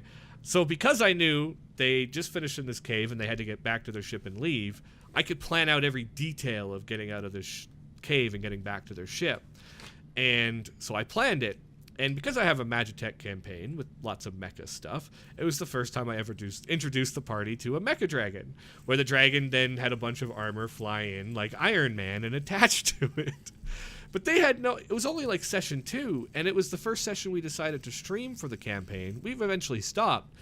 But at that time, from the popularity of the podcast, we had like 20 or 30 people watching. And I didn't even realize like that many people were watching. I was entirely into it. Then I saw the video later as people were commenting on it. Probably my favorite session I've ever run to date, or at least the half that session, was when they were fighting that mecha dragon from on top of the ship. What did you think about that one, Flint? That ass, fuck your mech dragon, man. We were like level 2. I was gonna say, for the podcast world, he's been shaking his head for like 10 minutes, so it couldn't have been a great story. He has a big smile on though. No, look, that could mean a lot of things. yeah, it was, man. It threw me through a loop. My eyes were bugged out. I was in it, 100% invested. Freaked me the fuck out. I think that was even our first session. I think maybe Second session. Oh, it was the second session. You're right. It was like, fuck. I still wasn't sure about the whole D&D thing, and right there I was like, oh man, this is great. But it sucked because I kept fucking up my dice rolls. That's why it sucked. It wasn't like the scene itself. The concept, I was like, oh shit, and I very clearly got like, oh, we're in trouble. This isn't great. But the way the combat was set up, every time the dragon attacked our ship, do an athletics check, and I thought, this is no problem. I'm a minotaur. I'm a barbarian. I got high strength. My athletics is good. And it was nat 1, nat 1, nat 1, and I'm almost dying. So that whole combat, I'm just stressed. My heart rate's through the roof. So every time I think back to that dragon, I just think to the stress that I had. I'm like, oh, fuck that. I don't want to do that again. But I think that's the fun part, is like, you can get that invested. And I'm on it, like, I love playing D&D so much now that like I'm having a hard time getting as invested in a lot of RPGs because I find them a lot more on the rails. I'm like, oh, I want to do this cool thing, but the controller is not going to let me do that cool thing. It's a good, like, I still like The Witcher 3. I love The Witcher 3. I think it's awesome. There's some stuff I'm like, man, I want to do this cool, like, flip, and Geralt's like lumbering with his fucking great sword, and it's just not working, That's I think that's part of the reason for the resurgence of D&D right now is, I love video games, but man, they're letting me down these past couple years. There haven't been a lot of diamonds in the rough for me. And I feel like they're more lacking these days as they're trying to get more monetized to create bigger and bigger projects. And it's like, come on, I'm a Witcher and I'm this badass, world-renowned Witcher, and I'm stopped by a slope. I just want to climb over this rock. Please let me climb over this rock. And you don't have to suffer that in D&D. The problem is that, you have to have someone to mind share with and have that experience with. Mm-hmm. Definitely different. You have to be in different mindsets. But like when I find like I want to get invested, I'm like, fuck, play D&D. I don't want to pick a controller up, I have a sneaking suspicion that you would probably like some of the Powered by the Apocalypse systems if you've never played them. I've never even heard of them. I'm actually curious about other systems because I'm very much I'm very strong combat DM. I find vanilla combat and most of the actual D&D manuals very vanilla for my tastes. I'm not so much of voices. I feel like my story is pretty okay, but my RP is definitely not my strongest suit. And I partly tried 4th edition because I heard it could be a little bit more combat-y and a little bit more anime battle. Oh yeah, it's borderline a tactics game. So if you like combat, 4E is really for you. What's the cool thing about Powered by the Apocalypse games, and my favorite that I highly suggest you check out, hold on, is Urban Shadows. This game is basically Blade, right? You're in a city, vampires and werewolves and ghosts and Frankenstein's monsters and all this stuff is real, and it's just underneath the surface. And the whole system is based around establishing a city and putting your players in it. And it's very improv heavy. It's real great for like establishing a good back and forth with your players. You can have it be combat heavy or not, and it's a 2d6 system. So all you need for each player is 2d6s, or 2 sets of d6 that everyone at the table uses communally. It's good for DMs because the DM doesn't have to roll anything. If the DM says it happens, and there are like good established rules for the DMs so they don't ever get cheap or bullshitty. But at the same time, it's kind of that way for the players too, because again, they're Blade. They're gonna have fun going around this world, being badasses and doing cool stuff.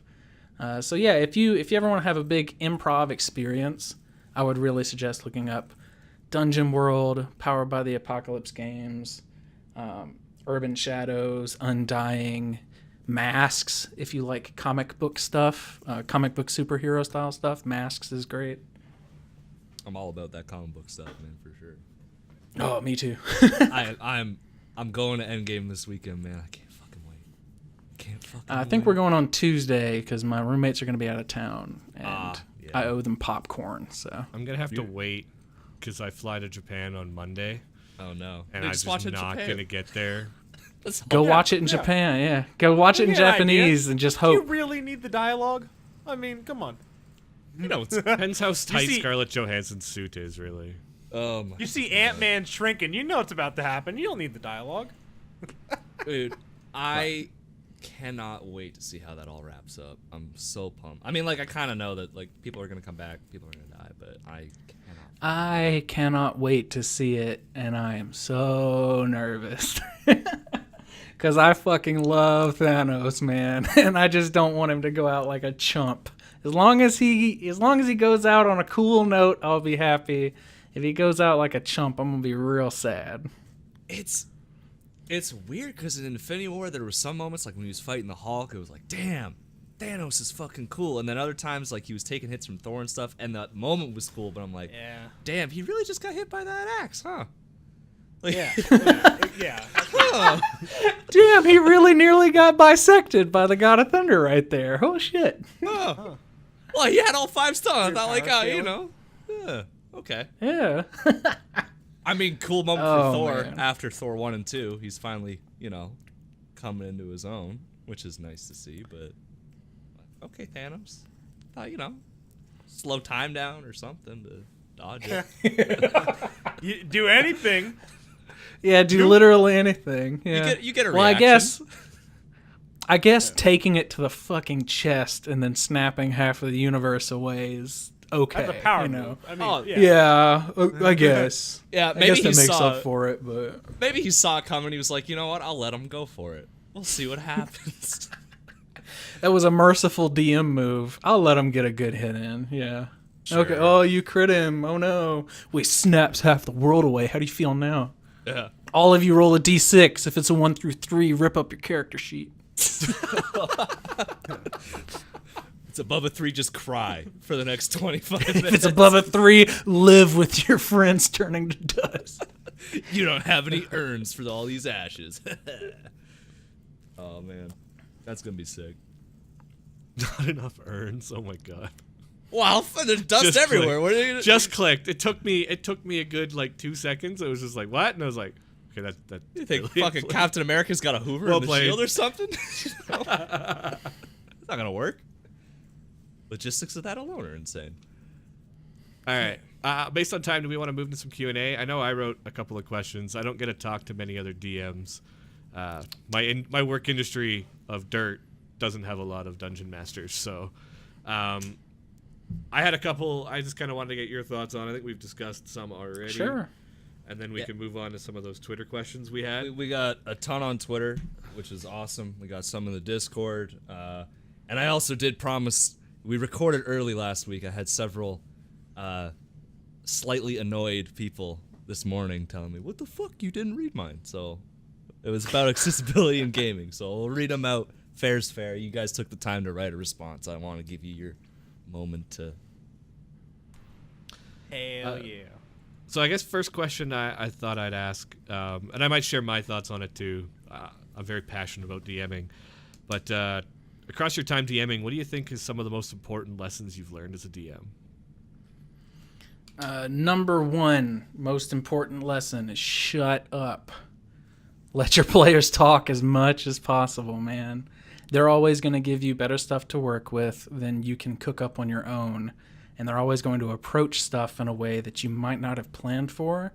And hearing them discuss it, hearing them talk in character to one another will always give you something to work with every single time. I've told myself that, and it's the advice I always forget. I mean, I said it too. Like, if I haven't run a game in a while and then I sit down, it's like I just chatter away for several hours. And another one, specifically for online, since we're talking to Podcast World and since you guys are running online games, is try your absolute best to call on people specifically. You need to say, hey, Flint, what does Kalen do, in this situation? You want to call people out so that they know they're not talking over somebody else, they're not hogging the spotlight, and they're not interrupting you. And calling on someone and giving them 2 or 3 seconds to kind of think is going to be so much better long term because you can pick and choose that each person gets a moment to speak in these situations. And it's always going to let you better establish what their character is doing and better establish what the group is doing. Good thought. I don't know if I do enough of that. On that similar thought, I know I was watching a Matthew Colville video. Like I said, I love the guy. And it was talking about the different types of players. And for the most part, you can summarize them down to your actors and your viewers. Now, I know I've talked to some people that get really bothered by, or spectators rather than viewers. They get really bothered by like spectators because they feel like they're not maybe participating enough, or they're greatly that they're not participating enough.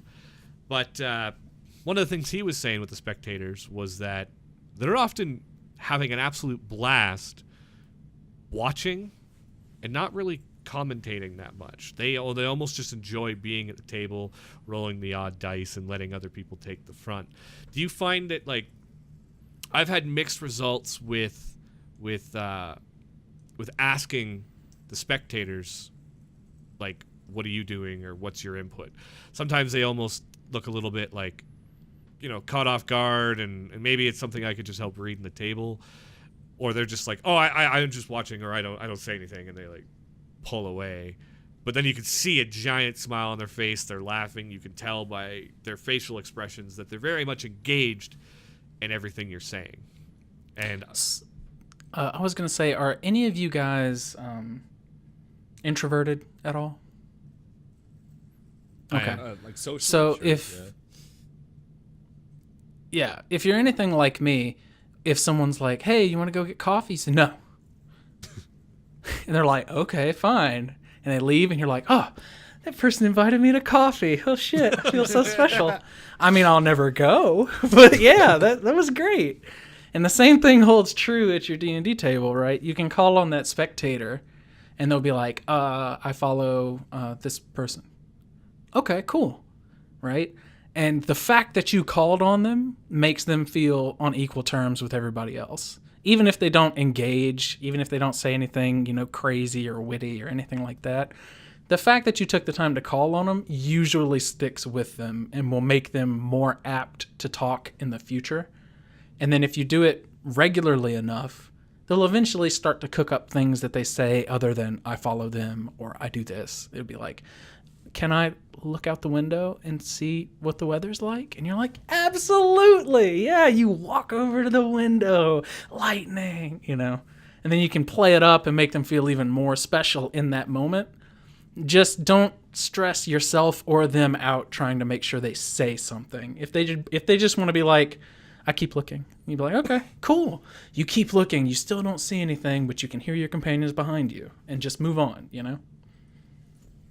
There's something that you mentioned there too that I've thought a lot about, and I don't know if there's actually a right answer, but we talked a little bit about Critical Role narrating their successes and their failures, and it's something I catch myself doing, and usually with positive results, is in a situation kind of suggesting what their character might want to do, or playing off of something maybe with those more spectator players.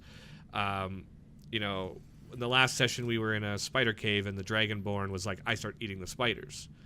And so then as we were going through the cave, I was narrating more of him eating these spiders and adding to this action, and I could tell he was loving it.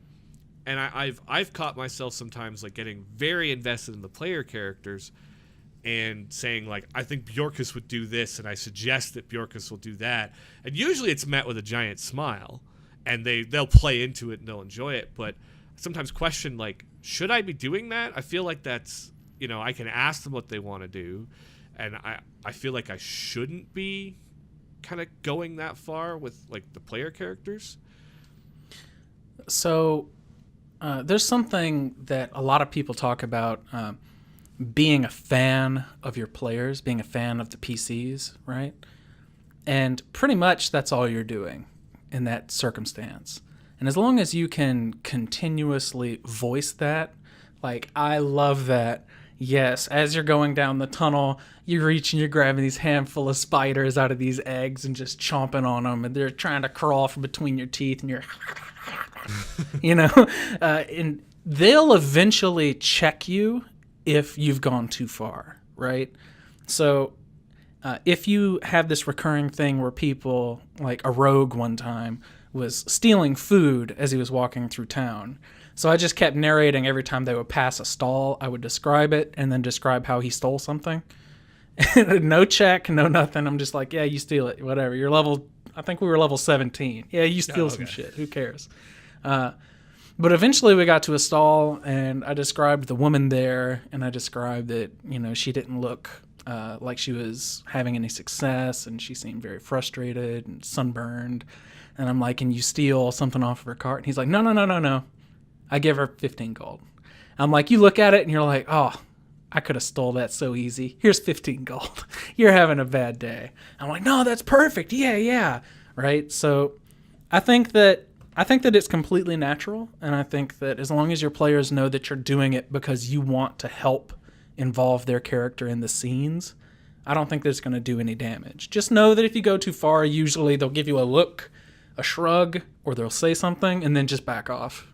You know, we all have our limits on that kind of stuff. Okay. I mean, I like that approach to it, because I know I've done that as well as a player at my Tuesday session, where it's like, oh, I'm pretty sure that your character Lucas would do this, and Lucas is like, fuck yeah, I do that, and then he starts like playing into it. And, yeah, it's just like everybody, I guess it kind of comes down to that, is everybody having fun rule that I try to follow, and it's like, you're right, I have been checked, and it's like, oh no, okay, you don't do that, that's cool. As long as you don't argue about where those limits are, I find that 9 times out of 10 players just kind of lean into it. And for the DMs that do kind of want to argue, and they'll say like, you, when she startles you, you scream. It's like, I would never scream. And be like, well, you've been screaming this whole time, but for some reason it doesn't startle you now, you know? You can let them kind of dictate that, and then as long as you can laugh it off and just, you know, not rely on dictating what someone's PC does, I think long term it's not really going to give you any problems. So I think you're completely fine. On that, I have had in the past, I had a player that was playing a character that was the badass, right? Everybody plays the badass, fearless warrior, and we fought a monster that had a fear mechanic, and he was so mad every single time he was hit with like the mechanical thing of fear. I was like, your character runs in fear. My character would never run in fear. And it's like, this creature literally like is casting a spell on you that makes you scared. I do not get scared. It's like, you don't have a character trait that keeps you from, like, you're not immune to fear, so you run away. And like, he just like fought with me like back and forth, like, my character is fearless. I'm a little I'm a little more slapstick in those moments, I guess. I would be too. I'd be like, oh, you're running around flailing your arms. They're like, no. Well, it's like, no, okay. I don't know about that. I don't know about that. But I would say on, something more like, I did have a 15-year-old at my table for the 3 years that I DM'd. So, you know, we went through him in high school all the way to college. And then he left for college the same time I moved. So it was pretty pretty awesome. But he had one of those characters, Hate him. and he's like, I'll never run. I'm perfectly fearless. I fall 10,000 feet and get up and dust myself off with 2 hit points. It doesn't matter. And every time that it would come up, and I would be like, it looks at you, and you turn and run. And he'd be like, I'm not afraid of it. I'm like, you say over your shoulder as you're running away from it. And when it's a mechanical thing, you do just have to kind of take the torch from the player and let them feel how they want to feel, let them say how they want to say, and let them vent about it. But you got to stick to the mechanic, If you try and argue, most of the time that's just going to fan the fire of the argument and make it worse. But if you just say what the mechanic is, say how it happens, and then move on, it kind of pulls the wind out of their sails, and then they just have to live with it. Yeah.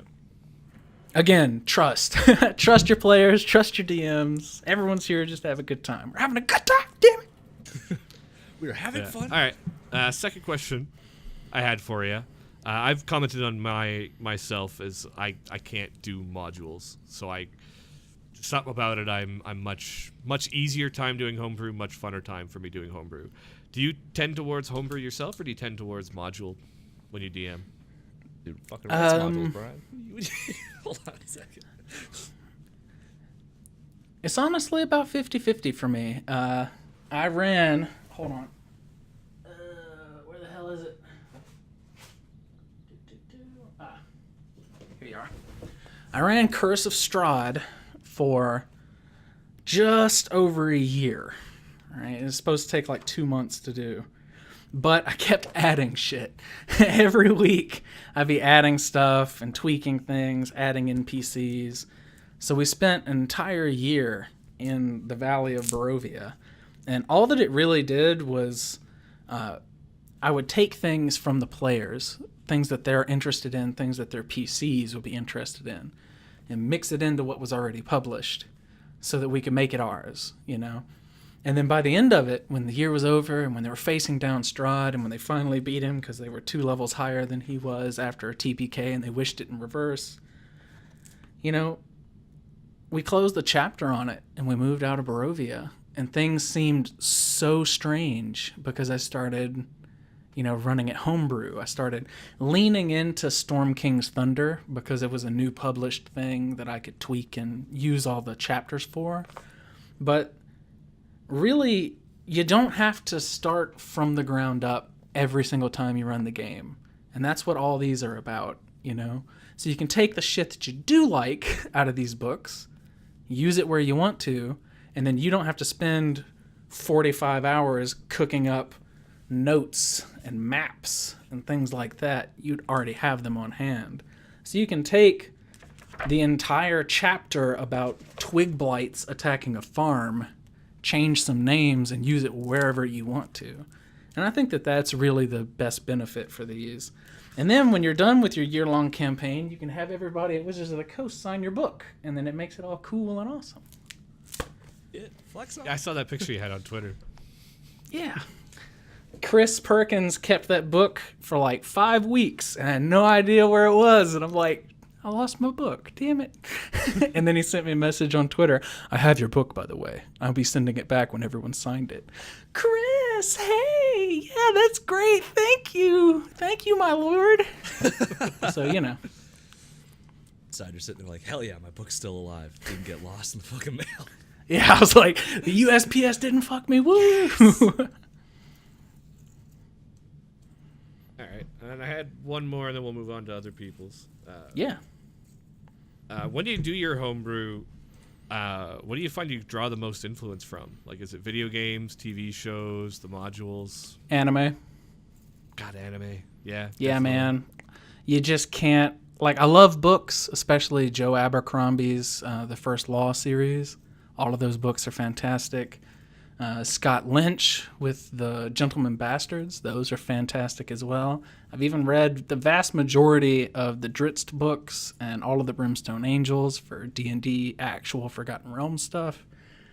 But something about anime, you can always lean on it to get the over-the-top, crazy, memorable characters, strange magic items, cool places, interesting spells, weird plots that you're players would never guess, oh, it was actually the raccoon that was responsible. You'd only find shit like that in anime.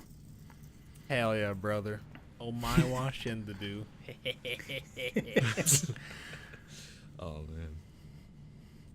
Perfect pronunciation. Definitely where I draw a lot of mine, hence my leaning towards 4th edition's anime battle. Well, when I figured you said that you had an Iron Man dragon, that you were leaning in on some anime at some point. Okay, I A came little from bit. somewhere. There's definitely some Final Fantasy feels with the crystals and Yeah. Magitech, and even some of the way I kind of visualize the world comes from a lot of Final Fantasy tech. And I will say, you seem to have a pretty good gaming audience, like video games. You need to check out Dragon's Dogma. First-time DMs that are confused about combat and want to know how to describe combat in a really cool and interesting way.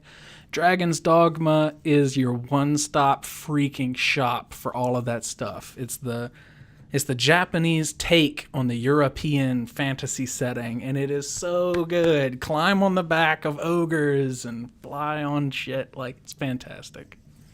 Hell yeah. All right, those are the ones I kind of thought I'd ask. DM to DM. Yeah, man, how can I help you? I got the bulk of mine kind of peppered in there, I think. I did have a specific question about something you were writing, because you're writing a new book. I want to get the title. Taverns, Tap Rooms, and Inns. And I think I got the order mixed up, but that is the book, correct? It is TIT. Taverns, Inns, and Tap Rooms. There we go. Okay. I settled on the name about 4 months before I realized it would be #tits. So, Now it definitely is. I had the art done for it. Allie Briggs did a fantastic job on the cover, and I had 2 editors look it over, and we all got like real excited about it. And then I was like, "Hey guys, none of us realized that this says tits."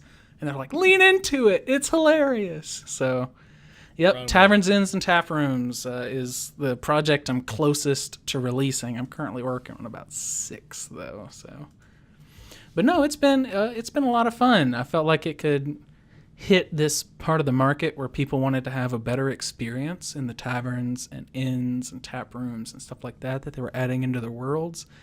'Cause that shit takes so long to write. Like, for DMs that only do this once a month or twice a month, it could take days for them to write out the NPCs in this tavern, and then the players might not even care. The players might just stop in for 15 minutes and then leave and go do something else, and you're sitting there with all this stuff ready to recycle it somewhere else and hope they don't notice. So having a bunch of locations with the full menus, full NPCs, quests, how to do little games like Dunk the Dragon being quarters for shot glasses and stuff like that. I have it full of all that kind of stuff so that newer DMs and veteran DMs that might be doing the same kind of tired tropes over and over again can just buy the PDF and have 10 locations they can plop into their game and a bunch of NPCs to steal and a bunch of quests to use. And then you can run the whole campaign and not have to worry about cooking up a place on the fly. I will say that because I'm doing Lost Mines to start. Yeah, Lost Mines of Phandelver. Woo. Goblin Caves. Let's go. It's a black spider, darling. Oh my god. I can't. Because I played it and it was a ton of fun. I thought, this is perfect. And it comes in the starter set, so it's like, I felt like it was a really. It's a very solid adventure. Don't let anybody shame you for running Lost Mines of Phandelver. It's very fun. I saw some people online were like, man, I don't know, like, why someone would run this. I'm thinking, this is fine. I'm enjoying this. This is it's solid. It's solid. Well written. But I wanted to do sort of not a session 0, but change it up rather than they're already on the cart. Just to me, that felt very like Skyrim-y, especially with all the Todd Howard memes going around. It's like, I don't really want to do that. So I wanted them to meet in a tavern, and holy hell. That is taking more time than the entire Cragmaw hideout. I'm just sitting there like, God damn, what's the barkeep's name? Who are these people sitting here? Gotta find tokens for all these idiots. Probably not even gonna talk to them. Oh, pain in the butt. Yeah, So it can be kind of daunting. Brutal. I find after my first experience of trying to like get the party to suddenly meet up, by the time I came to this campaign, it was like, you already know each other. And I just like, this is how you met. You're already working together. Fuck all this. We're going forward.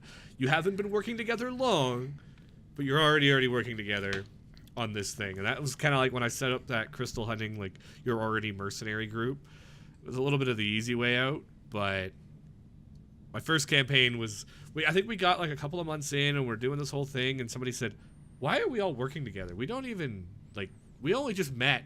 Somebody said, well, that's the campaign. Cool. Let's wrap her up and leave. Oh, fuck.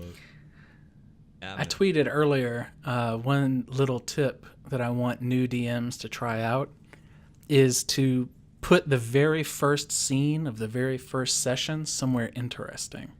Like, the party's in a rowboat that's slowly filling with water, and they're like near the shore, but it's just the boat's sinking. What are we doing? Row faster. We need to get on here before the boat sinks. Or they're at a ball and they're all wearing masquerade uniforms, you know? Little interesting things like that can set the tone for the entire adventure. And even if it like ruins or steals the entire first session to do something like that, to have them drinking chocolate milk with the Duke or, you know, in a fist fight in the street for money, it can leave a better taste in the mouth in the long term, because your players will always look back on that moment, and that will establish your campaign until you end it. So never, ever undercut the first session. Don't make it, you're at a tavern, the tavern's empty, there's just one tavern girl, and she brings you some ale and a piece of paper that says, here's your mission. All right, she leaves, and then the tavern's empty. What do you do? It can kind of just pull the rug out from under people. So try to spice it up a little bit. Try to give them a cool location or some weird, interesting thing, like they're trying to set off fireworks, but the fuses are too short, you know? Give them something weird to do. Kind of like in the movies where they show people doing like their previous mission. They introduce all the characters and everything's going wrong, but then they somehow get through it, and then some new thing kind of happens. My absolute favorite movie trope to lean on is when the screen pauses and then it has the voiceover. Hey, this is whoever. You might be wondering how I got here. How I've became falling from this skyscraper, you know? Give them a moment like that for each person and just laugh at the hilarity, and people will remember it forever. That'd be kind of an interesting one, though. Like, how do you get them back into that scene? Or would you just start it and then continue from there rather than doing the flashback? Well, usually I would just start it from there and have them tell me how they got there, you know? So it would be like let's say the wagon is careening down the side of a hill and the horse can't keep up with it, so it's lifting off of the ground, and you bumble over the side and you're holding on for dear life, your helmet's tilted on the side, and everything pauses. How did you get here? It'd be like, oh man, it all started over a can of beans, and you just kind of roll from there, you know? It's actually brilliant. I need to try that. I feel Yeah. like one of those things with D&D is, and maybe one-shots, it could work brilliantly, or like, I'm bad, like, I've never really run short campaigns where it's like, let's run like a 6-week campaign. So I'm always like, let's do the next 3-year campaign. So it's like, to get those starts, it's like, well, I really want to finish this story I've started for the players before I get to try that kind of thing. A good way, like when you're planning out a campaign like that and you're approaching new players, can be to think of it the same way you watch TV shows, right? It'd be like, let's say there's like 7 seasons of the 100 right now. And I'm like, yeah, I'm going to watch this shit. I got to season, I think 4. I'm like, I am so sick of the 100. Yeah. Man, I want to watch anything else. Let me cut on True Blood for the 1000th time, you know? So it can be good to be like, I want to do season 1 of a campaign over the next 8 weeks. And you have 8 sessions in the season 1. And then at the end of 8 sessions, do you guys want to go on to season 2, or do you want to do something else? And they'd be like, let's do something else. Let's try, playing dragons or some shit. And you're like, okay, cool. So we'll do that for 6 weeks. Do you guys want to go back to season 2 of the last campaign or keep playing dragons? Give them the Yeah, option. could do that. Yeah, giving the option's always a good route to take. It's a good safety net. Actually, with that kind of change of pace thought, Flint, this is actually a thought I had, and I'll just fucking pitch it online here. If you wanted to do more regular D&D, because we've already got like a pretty good group that makes it to all my campaigns, you could potentially just keep that same group, run them on the same time slot but weekly, and then I just take it once every like 6 weeks when my schedule allows. And then everybody go back gets into to an established like, punching people. Hell yeah, that sounds alright. I'll We actually did that. We did that back when I lived in Mississippi. We had a rotating cast of 3 DMs, and it'd be like, hey, I'm busy this weekend, so you can run your thing. Cool. Is everybody okay with me running that thing? Yeah. Well, yeah. So we had 3 basically consecutive games going, but we would swap out what game we were playing for whatever DM was available. That might work out best for you guys. get my fix in. That's all. Yeah, man. Yeah. Got any of that D&D, man? I feel like I could 'cause wrestle I know alligator Josh right now. has been trying to. We're Josh making has a been lot trying of to start allusions to something. D&D being methamphetamines. It's legal. Have you seen the way Flint twitches when he's not playing? He's I need it. I need more. I got, antsy in my pants. I've been planning this fucking campaign for like 2.5 weeks, and it's coming up to the day, and I'm just trying not to spoil anything. I'm like, you guys are gonna be so fucking excited when you get to see. And I know it's just like they're gonna go on a horse carriage and they're gonna fight some goblins. It's not like no fucking mech dragons coming out of the sky. But I'm just like, oh, I can't wait. You can always add something crazy, man. Oh, I've already, yeah. I have my Mech Goblin, dude. Come on, there you go. Gotta start small. I The said- goblins have dynamite strapped to their backs. Good luck, fuckers. Ah. And they only know one word in goblins common, are and it's cute anime yeehaw, girls. and that's it.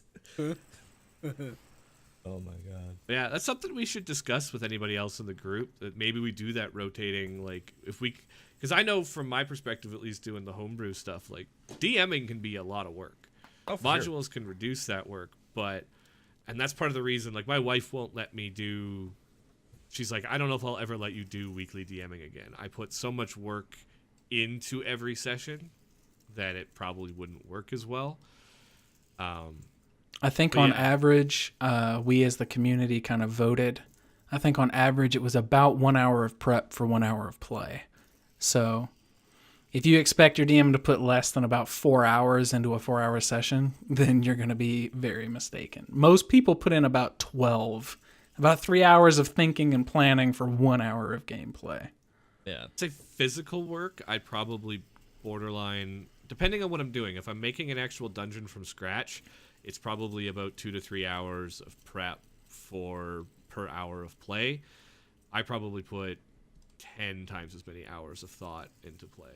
Yeah, I But think I- I put about 8 minutes of actual prep for each hour. But man, I think about it pretty much nonstop the whole time.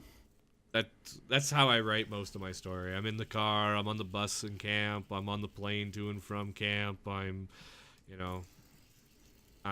making food, fuck it, flipping eggs or whatever, and I'm just thinking about D&D, thinking about the story. So there's a lot of time put into it. But then with Roll20, with the way I make maps, I do put a fair bit of like physical work into some of that other stuff too. But resources like that book you're writing, I keep actually searching for resources like that. Like I've got tables for names that I can just like, I think 4th edition had them. And I've got like resources online for creating towns in like 3 clicks. So like, A good resource for names is picking up Xanathar's Guide to Everything. There's probably 30 pages at the end of that book of just names from different walks of life and for different races and stuff like that. But one of my best-selling PDFs, it sold 1,500 copies this year, is 50 notice board quests. Just a little 4-page document with 50 quests on it.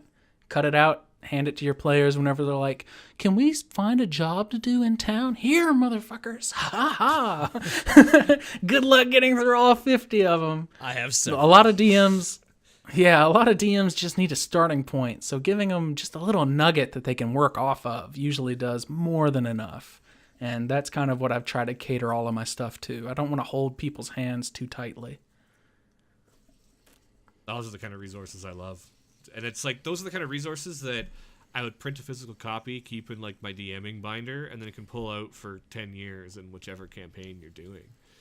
Yeah. Like when you find them, like when I finally found a good site for creating tokens for Roll20 and shit like that. Like, actually, if you need any of that, Flint, let me know. I got some good resources. I will. But I think we should get some of these community questions, you know, because we got, like the notice board, we have several. Okay, so let's. Yeah, We're shoot, the man. kings of derailing, Oh, it's my favorite thing to do. especially when I'm back. As long as we own it. I guess we'll start on Twitter. There are 2 tweets because you quote tweeted us too, so that was 6. We got a whole bunch there. Dirt Nav's dad asked about favorite version of D&D, but I think we already covered that. 5e is your preferred. At least 5e, yeah. 5e is probably my favorite. A close second is going to be 4, and then 3.5 after that. I like Pathfinder, but Pathfinder did add a lot of rules. I do want to try the new Pathfinder. Like, what was it? 4th edition, did they say, for Pathfinder? I don't know. Whatever the new Pathfinder is that's supposed to be more of rules light. I want to give that a shot eventually, but for sure. for right now, 5e. 5e's the champ. Karina at Days and Hours asks, what music do you listen to while you work? It's actually funny. I most often listen to video game soundtracks. A lot of money and a lot of resources are put into making sure the soundtrack in a video game engages you enough to pay attention, but doesn't take enough of your attention away from the game that you notice it. And so I can put it on for a couple hours, and then as soon as that track ends and it rolls over to a new one, I know to get up and take a fucking break and walk around for a little bit. Honestly, that's what Vinny does. He's all about video game soundtracks. Yeah, man, they're fantastic, and I think all of them are on YouTube. So you can spend exactly $0 and have enough to listen to for 10 lifetimes. Free content, man. Can't pass it up. She also asks, how do you manage your time when working on multiple projects simultaneously? I don't. I am absolutely terrible at managing my time. I work for between 8 to 11 hours a day on whatever it is that I have open on the screen, you know. I try to put in a little bit of time on one project. Like, I'm trying to finish Taverns, Inns, and Tap Rooms. But if I wake up and want to put a bullet in my head instead of write more about a tavern, I'm probably going to work on something else, you know. My writing's going to suffer if I try to force myself to push out this content. So I just try to give myself hour allotments, and I'll finish it when it's finished, or I'll finish it when it needs to be finished, you know? Yeah. But yeah, I'm absolutely terrible at it. I am not a role model. Don't listen to me. It's good to own it, though, you know? Like, hey, man. Yeah. Something I'm not good at, but we'll rock it anyway.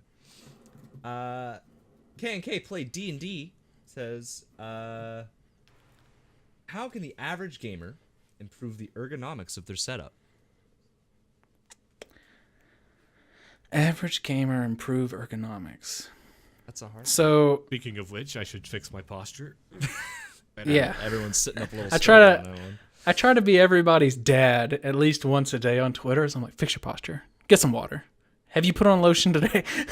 But yeah, the ergonomics of your setup. A lot of people end up paying a complete inordinate amount of attention to shit they shouldn't be paying attention to when they're playing the game.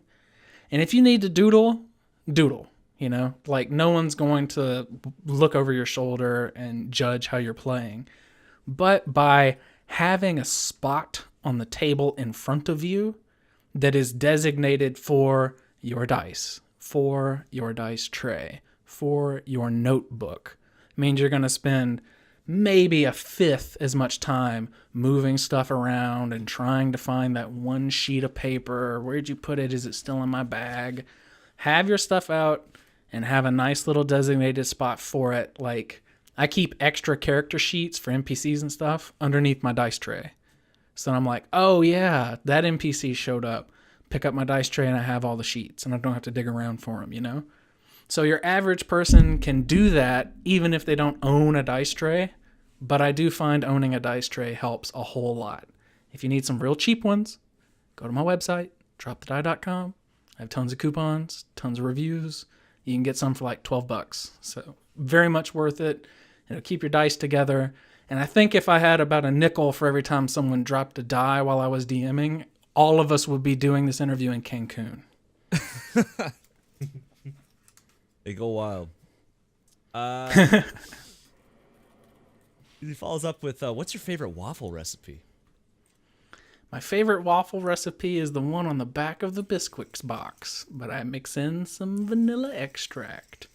That is a joke because a fantastic person, I believe the one that left that comment, bought me a waffle maker because I had wanted waffles for like 3 weeks and I had bitched about it every day. And they're like, you know what? We love our waffle maker. Let us get you one. And then I took pictures of it like it was a baby swaddled in a blanket, and I was wiping its little burp up off when I spilled some batter down the side. Yeah, man, I love that. I would use that fucking waffle maker today twice. I cooked some mashed potatoes in it, and I made waffles. Hell yeah. You know what? I'll just say hell yeah. I'm gonna skip past asking about that first one though. Look, man, you take mashed potatoes, leftover mashed potatoes that are cold, and you flatten them out into a disc or a square, however your waffle maker is. You put some cheese down or whatever inside the waffle maker, and you put the mashed potatoes on top and close it. The teeth of the waffle maker push into the mashed potatoes and crisp them up and heat them up at the same time. Huh. So it comes out like a doughy kind of hash brown. It's freaking amazing. That's gotta take a while, right, for it to get crispy? Not really. The fucking waffle maker's hot, my dude. That dude but gets I mean, hot. like, you know, it's trying to warm or brown some really light dough as Give me 1 second, my cats are compared to potato. Compared to a potato? Yeah, the potatoes, like, they take a little while, but... It's much denser. But, okay. You know what? I'll take a picture the next time I do it for you. Yeah, man, give it a shot. There you go. I'll take a picture next time, post it on Twitter, and see if I can't get it to you. Because I love doing it now. I put so much shit in that waffle maker. It should be a crime. Actually, that reminds me of when my wife makes like refried mashed potatoes, where she'll take like leftover mashed potatoes from Thanksgiving in particular, like with the gravy, and then just like throw it on the frying pan and fry it. And then put that out there. She'll make refried like turkey sandwiches with that, where she'll just like take the toast, take the potatoes, refry it, put it on there, put on the turkey dinner, and then smother it all in gravy. Yeah, it's man. the best way to do the work, Thanksgiving leftovers, I tell you what. I like to call that God's work.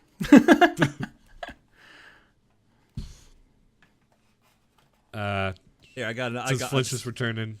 Yeah, Are we sorry. switching to Discord now? I still got Twitter questions, man. Don't worry. I got them queued up. Oh, did I miss them? Okay. There's Fling them out there. Let me just apologize to Trevor for him being the odd man out in the D&D episode. Oh, man, you're a it's champion. no worries. You're a champion. I'm I'm going to still make picking you up. play one day. Oh yeah.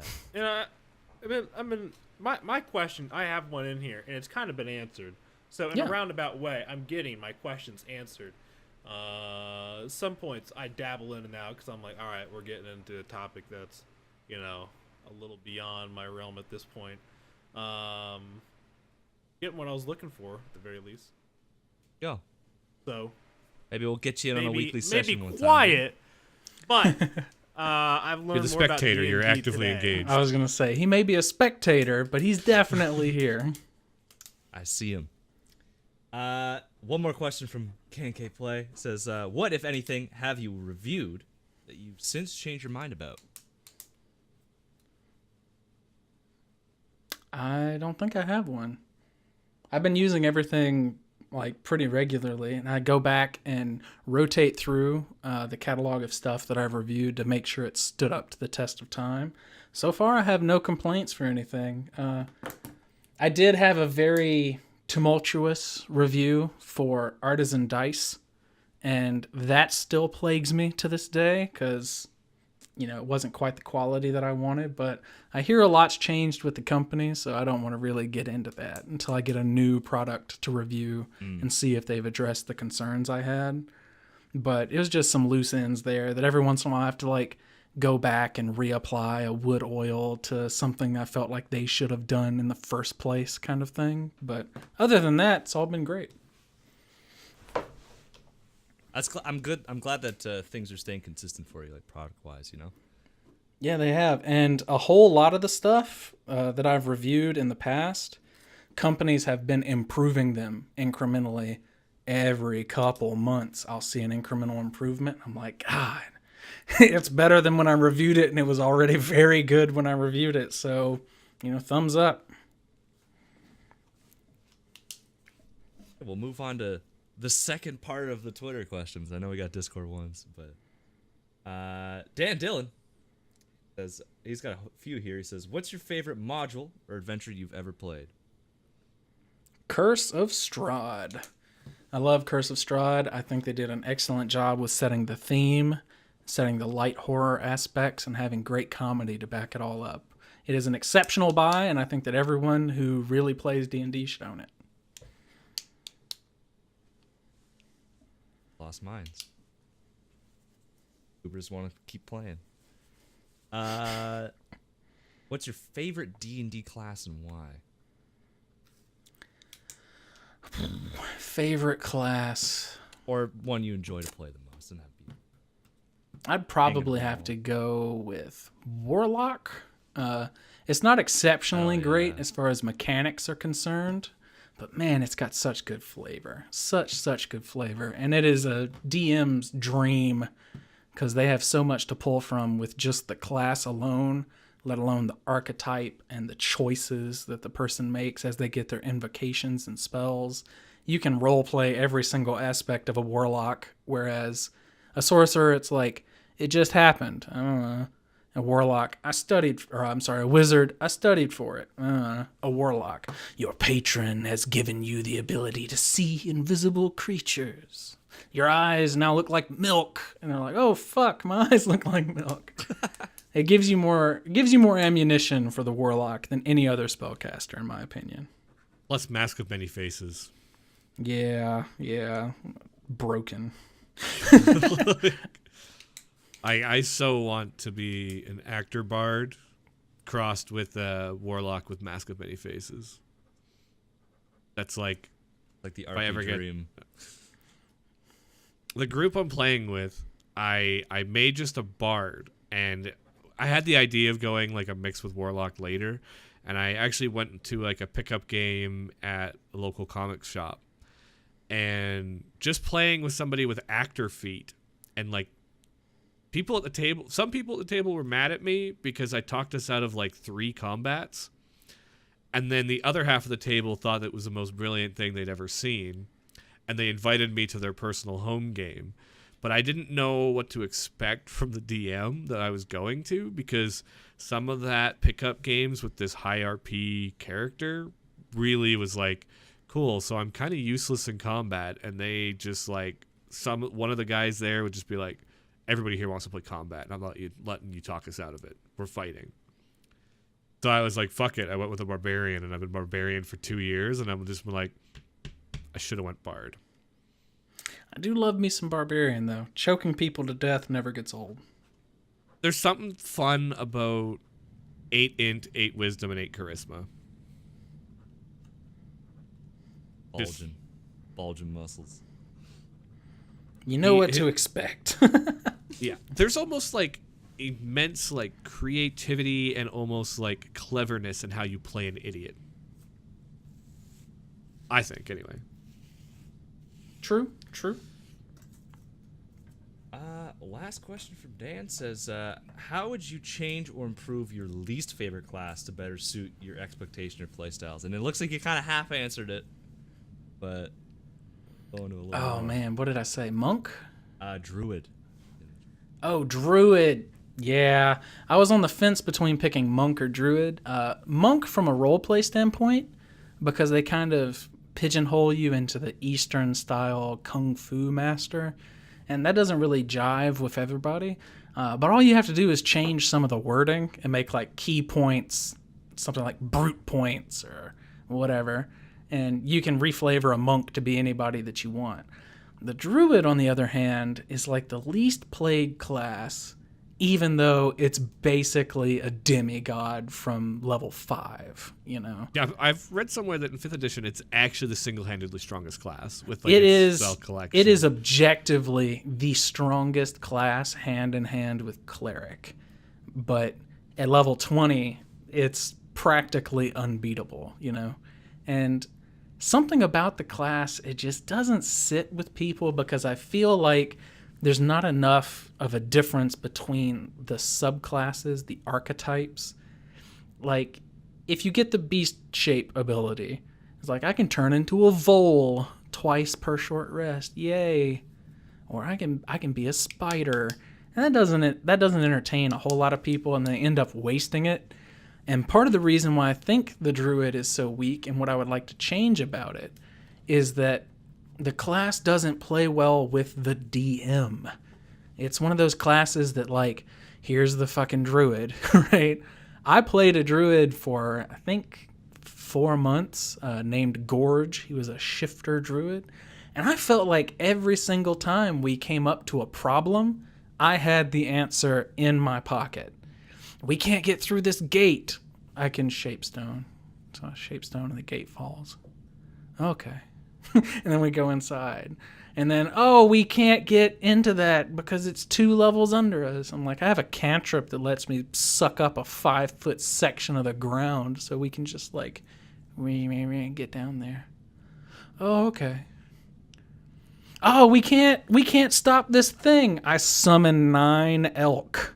You know, it's like the DM constantly hated me, and I'm like, this is just part of the class, man.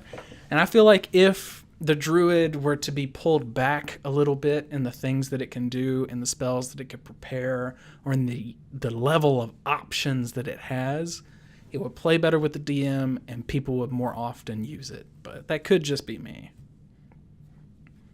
Yeah, I guess it'd be I tough find being in sometimes Swiss too Army.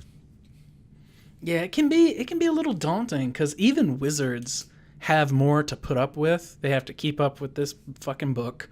They're terrible in close combat most of the time. They only have 6 hit points and their organs are made of glass. The druid is like, I am an actual bear that's making a lightning storm inside of this room. I find too the fact that the druid can be like, it can transform and it'll turn into a bear, and then depending if you know, until you get to higher levels, you're like, all I am now is a bear. All I do, so it's like, when do you make that transformation? Right? So it's, unless you're really into like clawing with the bear, but then if the bear is casting and you get to that point where you can cast in wild shape, it's like, okay, well, you turn into your bear and the bear dies. So you turn back and you're back to your full health version of yourself. And then you turn back into a bear.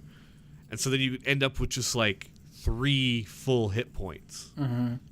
And then at one point you end up being an earth elemental that has, I think, 105 hit points.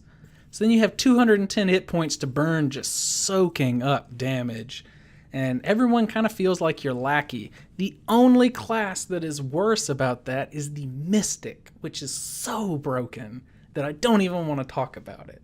So Druid, is that one of the ones that came in the new modules? It's one of the Unearthed Arcanas. They're talking about releasing it, I think, this year or next year officially, but I can't be sure about that. It's just kind of rumors. But at one point, I swam through lava and restored 7 people back to life as my Mystic and still had plenty of shit to burn. So, you know, it's like the Mystic's unstoppable. Don't even need to talk about that. I hope they tune that back a little bit before they let it go. Yeah, just a smidge, just a little bit. Because then the fighter's like, I have a stick that's sharp and I poke people with it. And if I take this feat, I get 2 sticks. I can poke twice per turn. Ooh. James McCloy, I'm not going to say his @ because it looks like the password on the back of your router. But he says, if you could be any fantasy novel character, who would you be and why? Jesus Christ. I mean, my gut reaction makes me want to be Logan Nine Fingers because he's fucking awesome from Joe Abercrombie's books. But he's also terrifying and has the worst backstory imaginable. So I'm going to go with Jean Tannen from The Lies of Locke Lamora. He's kind of a fatter guy, dual wields hatchets, real cool, drinks coffee hot enough to peel paint. Respectable dude. Love him. No, I don't think I've ever read those books. Check them out. Man, you need to, especially if you can get the audiobooks, because Michael Page, I believe is his name. Fantastic. Did a fantastic job in the audiobooks. Got the Kindle so I might as well give it a go. I've never been an audiobook guy, so maybe that's like the one to. So I found out I have a superpower in my last year as an undergraduate student. I can read a book and listen to a book at the same time and retain them both. So when I was struggling to catch up on all this fiction and novelization stuff, I would just have one playing in my ear and be reading another one like Frankenstein and Paradise Lost at the same time. And all of my friends would be like, "How'd you finish those books so fast?" I'm like, "You don't know." That's impressive. I can't even listen to a podcast while I work. Oh man, if I couldn't do that, I would not have made it this far. I listened to 12 hours of podcasts a day for the past 3 years, so I don't know. I can't. And like you literally write words and think words, and like the few times I can listen to music while I'm working is if I'm like just deep into an Excel spreadsheet and it's very like monotonous work, and it's just like I just need to click. Like I know the methods and I know what I need to do. It's just a matter of like clicking and getting it done. And then it's like, oh, time to send an email. Pause my music and then type my email. Like I can't. What did you take your degree in? I have a degree in English with an emphasis on writing and technical writing. Well, that seems like you're. At least I'm it. using my degree to an I have extent, a degree in I moving guess. dirt, and I move dirt. Hey man, living the dream. Yep. That dirt life. Yeah, we joke about it a fair bit. Nobody Ryan really very much truly gets enjoys what I do. dirt. It's because you describe it as moving dirt. So what else I mean, are we literally, supposed to we're take? moving like we are moving dirt. We drive trucks with 400 tons of dirt in it per truck. Biggest trucks in the world moving There dirt. you go. So if I joke about you moving dirt, it's there's a linear. I connection joke about here. I'm moving just dirt. saying A to B. There's no C. I know my aunts and stuff. They're like, so what do you take in engineering school? Can you like build a robot? And I'm like, no, I'm literally taking a degree about dirt. And they're like, no, wait, what? And then they're like, you're gonna design like something and like change this mechanical process. No, aunties, I move dirt. I took a degree in mining engineering. I move dirt. They're like, but aren't you maybe you're gonna design the trucks? Some people do. I went the geotechnical route. I move dirt. They're like, you have a degree for reshape that? the world. They're like, and then some people are like, how do you take a degree on moving dirt? And I'm like, well, I don't know, man, but I did it for 4 years. So. We are. DM on demand says, who are you gonna go see Endgame with? My roommates. I currently live with my best friend Brandon and his wife Phoenix, and we have been shotgunning movies, and it's been 3 strikes for them. They did not like.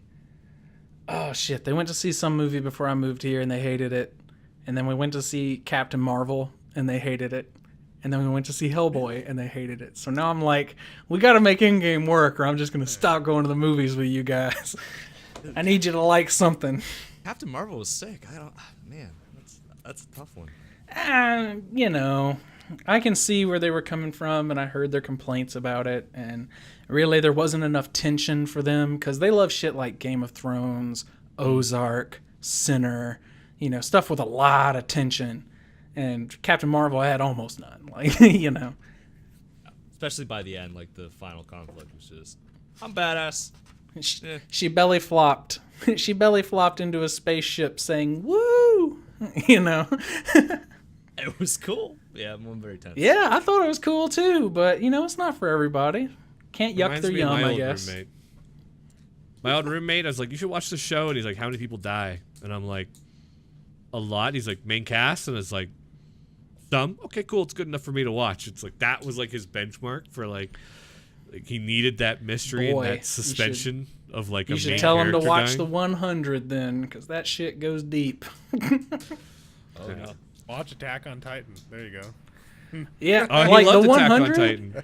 I don't know why, but like Phoenix's best friend, who he actually tragically was killed a couple years ago, but he told her to watch the 100, and she never did. And one day I was flipping through and I saw it, and I'm like, you know what? I'm gonna cut this shit on, and it is cutthroat. I did not expect it to go so hard. It is Attack on Titan level. Oh shit! Like off jump. Isn't that the one with the kids on the space station? Yeah. Yeah. Yeah. I thought that was like a teen There's a- drama. No. So the fuck did I? I'm like, oh yeah, they're just gonna talk about who likes who. Spoiler: there aren't 100 for very long. Like it goes real off jump. Damn. I'm pull that up. I didn't think it was like that. I didn't think they were Yeah, neither did I. Kirsten Lacrosse says, how many push-ups can you do? Oh shit. Back in my heyday, it was probably closer to 60. I think today I could probably safely do 25 or 30, but probably not more than that. That's a lot better than I could do. With my shoulder hurting the way it's been the past couple of days, maybe a half. I might need a donut break. Quick stop. Okay, we're halfway up. Donuts in the mouth. Back down. You good. I'll do as many push-ups as you want as long as we're in a Krispy Kreme and you're buying. Making friends. Deal. Sign me the fuck up. I think that's all the Twitter ones. Hey, we made it. Made it. We got a couple Discord ones.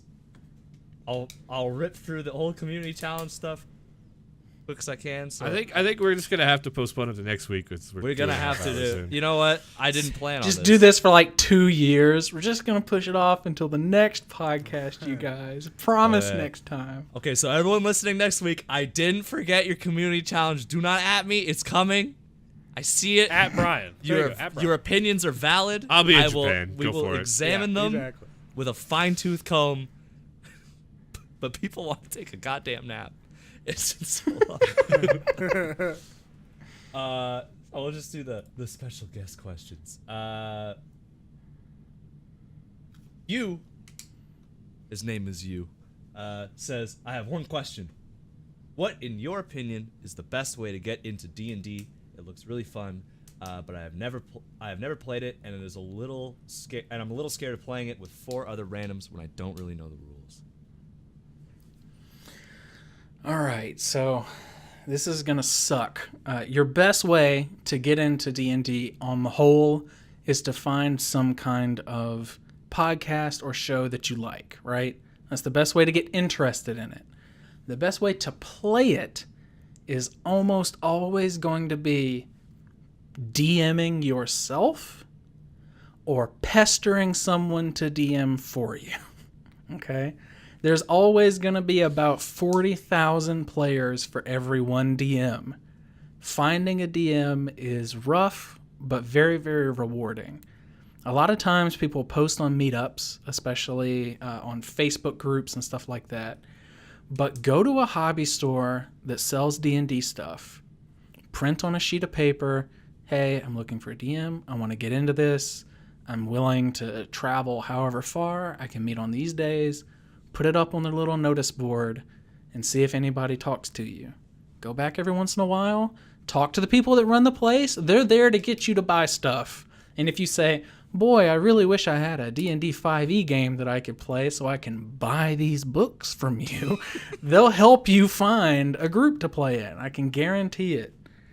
Because you don't have to play at the store. You don't have to play with randoms. You can meet a small group of people. You can invite a couple of your friends. You can make it more of a thing, you know. My first group ever, I was the lone man out. I didn't have any friends there. I just got invited right off the bat. I didn't really enjoy it because I only did one thing, and that was pet my pet pseudo dragon for like 10 minutes, you know? But it got me onto a podcast that I really liked, and it got me onto Chris Perkins, who write fantastic GM articles at the time, and I just got obsessed with it. I kept listening to more and more podcasts, and eventually I just decided to run a session, and running a session was nowhere near as hard as I thought it would be. And as soon as I did, I had 20 people beating down my door trying to play D&D. Some of them wanted to DM, some of them wanted to play. So it's just taking that first step and finding a group or making your own group, and it will balloon out from there, I can promise you. Especially with how easy it is to play online. Holy crap, man. You can always find somebody to play with. And if you can't find anybody to run a game for you, my DMs are open on Twitter. At DroptheDie, I'll run a game for you and one of your friends and see if you like it. Gauntlet thrown.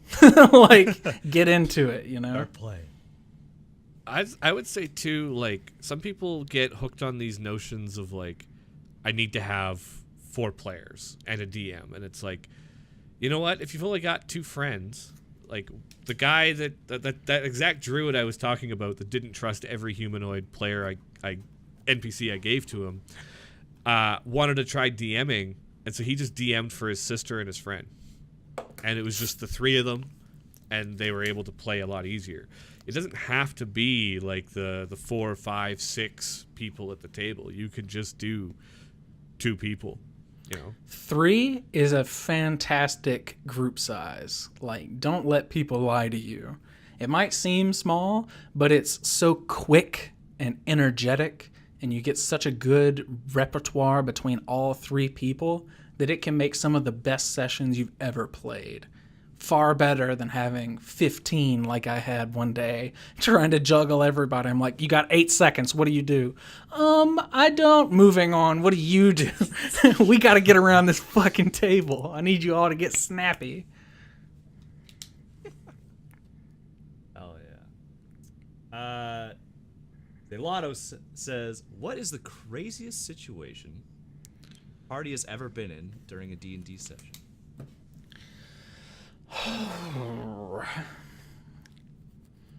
So, we were talking about NPCs that were too powerful for the party to fight. And I had a set of those, and I've used them several times through the campaign that we were playing in. They went to a city on purpose. They went to this city having known its reputation to be completely abhorrent of all religion. It's called Sayrloon in the Forgotten Realms. You should look it up. I'm pretty sure that's the right place.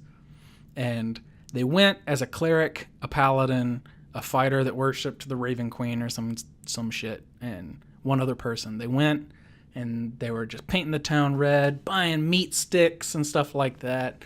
And they spread up nice and evenly into 3 little groups all around the city. After they had pissed off these people, and the people had told them they were coming for them. And one of them met at a tavern, which blew up to a fireball. Another one went to this library that got collapsed on top of their head. And it's like all this bad shit that I had planned out from around the city, they wandered into all at the same time from splitting the party 4 different directions. And the fact that they had to run as level 16 characters and get back together to not die made me so happy and so scared at the same time. It was incredible. That's... And I bet you the players were fucking crazy invested on that too, right? Like they were like, "Oh my god!" Yeah. Oh shit! Run!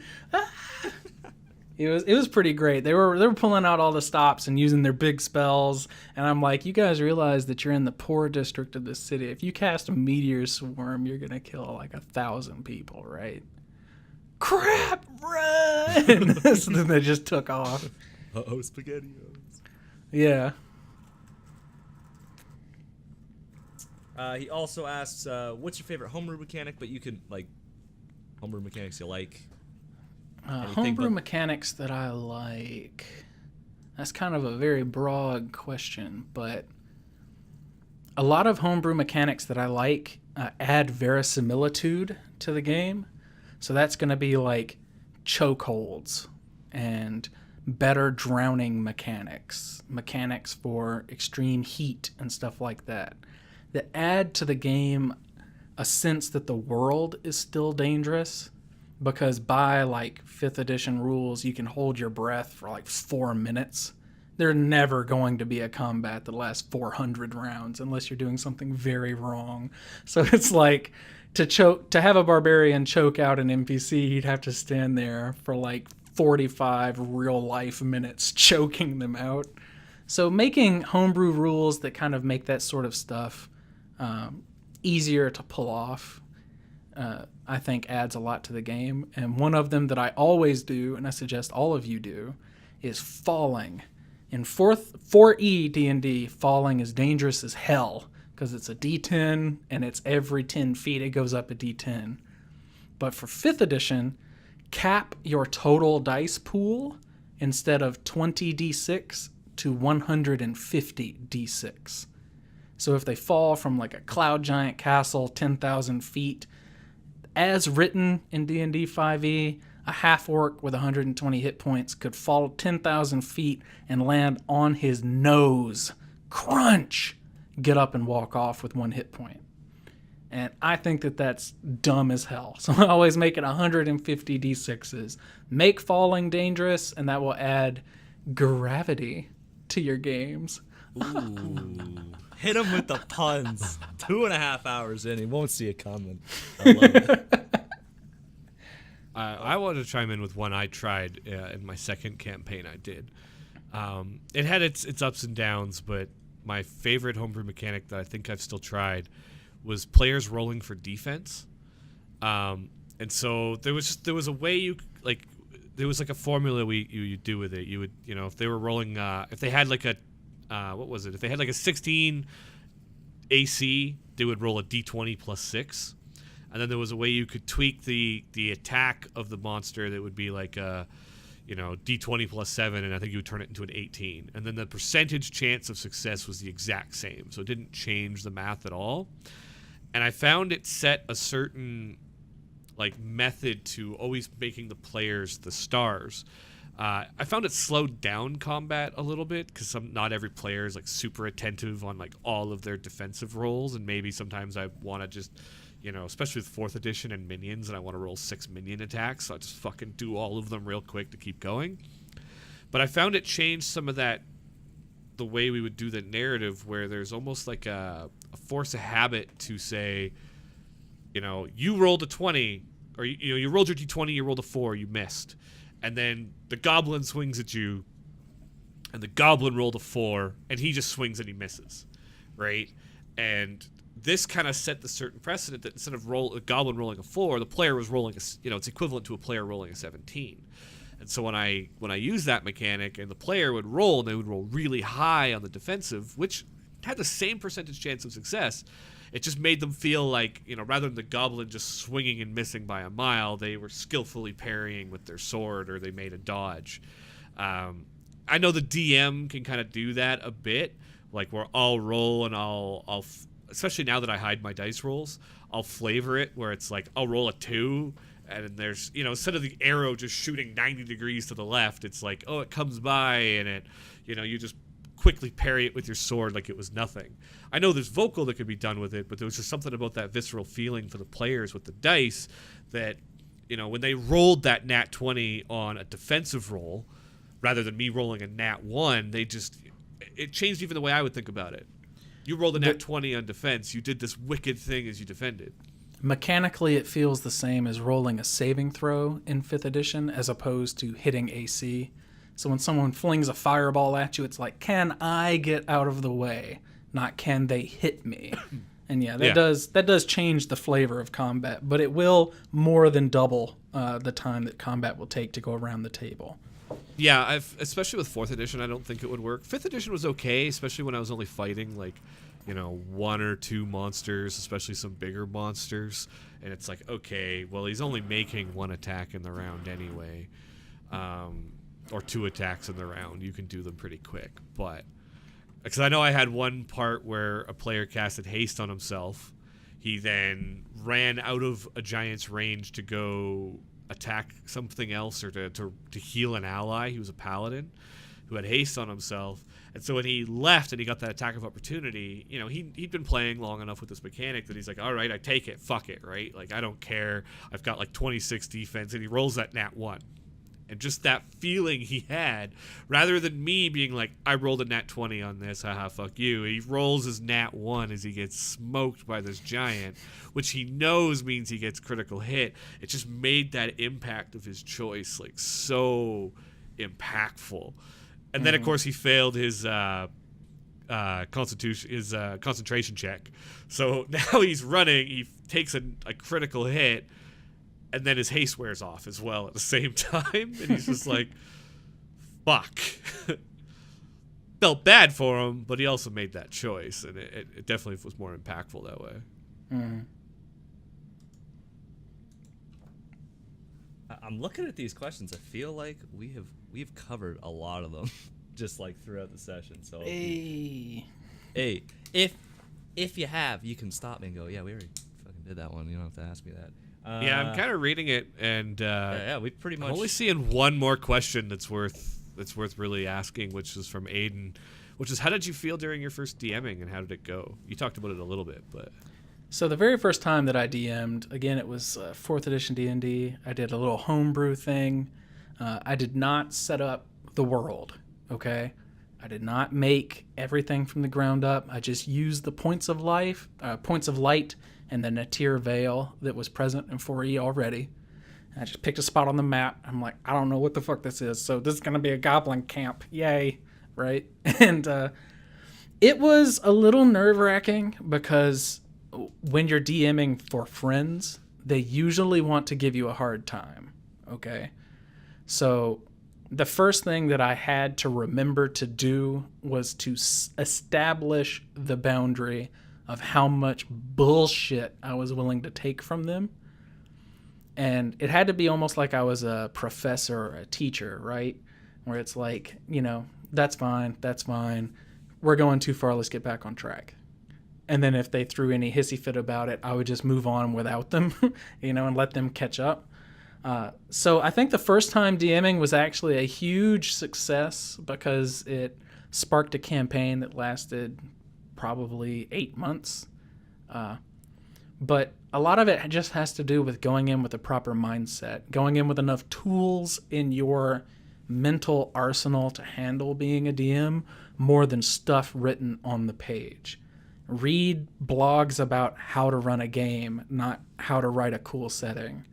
That first game is very, very important for you, and it's important for your players, and handling it is 9/10 of the work. You can make shit up on the fly and still have an amazing game, but if you don't know how to run the game or how to approach or communicate with your players, it's always going to be very, very problematic. Or you can do 7 years of undergrad in the English department doing research papers, and that will help you acclimate to be a better DM. That's the long route. That's the wizard route versus the sorcerer route, you know? Yeah, pretty much. Yeah. Well, with that all being said, sorry questions. They have already been answered. Twitter guys beat you to it. I'm sorry. I'm not getting another angry DM next Tuesday morning. You're all beloved of the moon, my Discord companions. You did well. For submitting questions. That's it. We ASMR the hell out of it. Thank you for submitting questions. This is NPR Radio. Thank you. Get some smooth jazz in the background. Or wherever the hell they use, like an oboe or whatever it is. An oboe, yeah. Something like that. Thank you very much, JB, for stopping by, talking to us about D&D. Really appreciate Man, it. thanks for having me on. It was a great little sesh. I hope that it's a well-received podcast and I don't get many death threats from it. So yeah, it'll be wonderful. What? I'll just say this. In 2 years, our fans haven't issued death threats, so if we get death threats, that's on you. Yeah, I know, right? 100%. You Hold know on. exactly where it's. No, it's all because Trevor didn't talk enough, man. People are gonna riot. We literally claim no liability here. I hope you understand that. Oh yeah, I signed the waiver. Yeah, Yeah. Don't yeah, worry. Okay. Just want to make yeah. sure. Flint Make sent sure it you're over right. earlier today. It's fine. Yeah, all the legalese got taken care of early on. We're okay. Yeah. We're doing good. Obviously, Brian and Trevor, thank you very much. If you want to find more stuff from JB, you want to see his Drop the Die things, you can, first of all, subscribe to the man on Patreon, because he's got a bumpin' Patreon, which is Oh, thanks, man. full of content. I try to keep it going. For anybody interested in this tabletop stuff, I know that we talked about it earlier about buying things and the reviews. For $1 a month, I will get you coupons to my favorite tabletop places. So just hit up my Patreon, $1 a month. I'll save you more than that just using some coupons, okay? That way you know where to buy and you can use my coupons and all that good stuff. So come check it out. There you go. Want to see his website, where those reviews are, sometimes, DroptheDie.com. I got it right. And you want to follow him on Twitter, at DroptheDie on Twitter. All excellent places. I've been hanging out there for the past few months. I've really been enjoying it. So definitely give him a look. And you want to get some of his stuff for D&D 5e. You know, you want to get that Notice Quest board that's so popular. Hashtag tits when it comes out. DM's killed. Oh, that's going to blow up in my face eventually. Hey, gotta have fun with I feel it. like you just need to do every one of these. Like your next one, just everyone you have to come up with an acronym. Like a little secret dirty It's acronym. just- Everyone's got to figure it out. Ballads and longshore lullabies. When's the glory hole one coming out? Too far. Too far. All the cleric players like, hey, wait a minute, don't do that. Thank you very much. Check out all that stuff. All that stuff's gonna be in the links for all the descriptions for episodes and things. You want to follow our stuff, you know where it is. You can follow us on SoundCloud. Go to our website. Join our Discord. It'll be out there. Enjoy it. We're 2 hours and 45 minutes in. This is one of the longest episodes we've done. This I might love be D&D, longer though. than our. Oh man, D&D's awesome. Play some D&D. And When you cut it down, it'll be 30 minutes. It's fine. no. No, we cut next to nothing. Oh, 2 hour Lord. and 40 a 2 hour and 45 minute recording on average will probably air as about 2 hours and 43 minutes. Damn. Yeah. It'll be like, Godspeed, oh, my dang, friends. Flint got to wrangle cats. We got to cut that out, or someone's internet dropped. That's it. Everything else is going up there. Sounds good. All right. Thank you very much, Whammies, for listening. Hope to see you guys next week at the arcade. Bye-bye. I'm going to hit stop.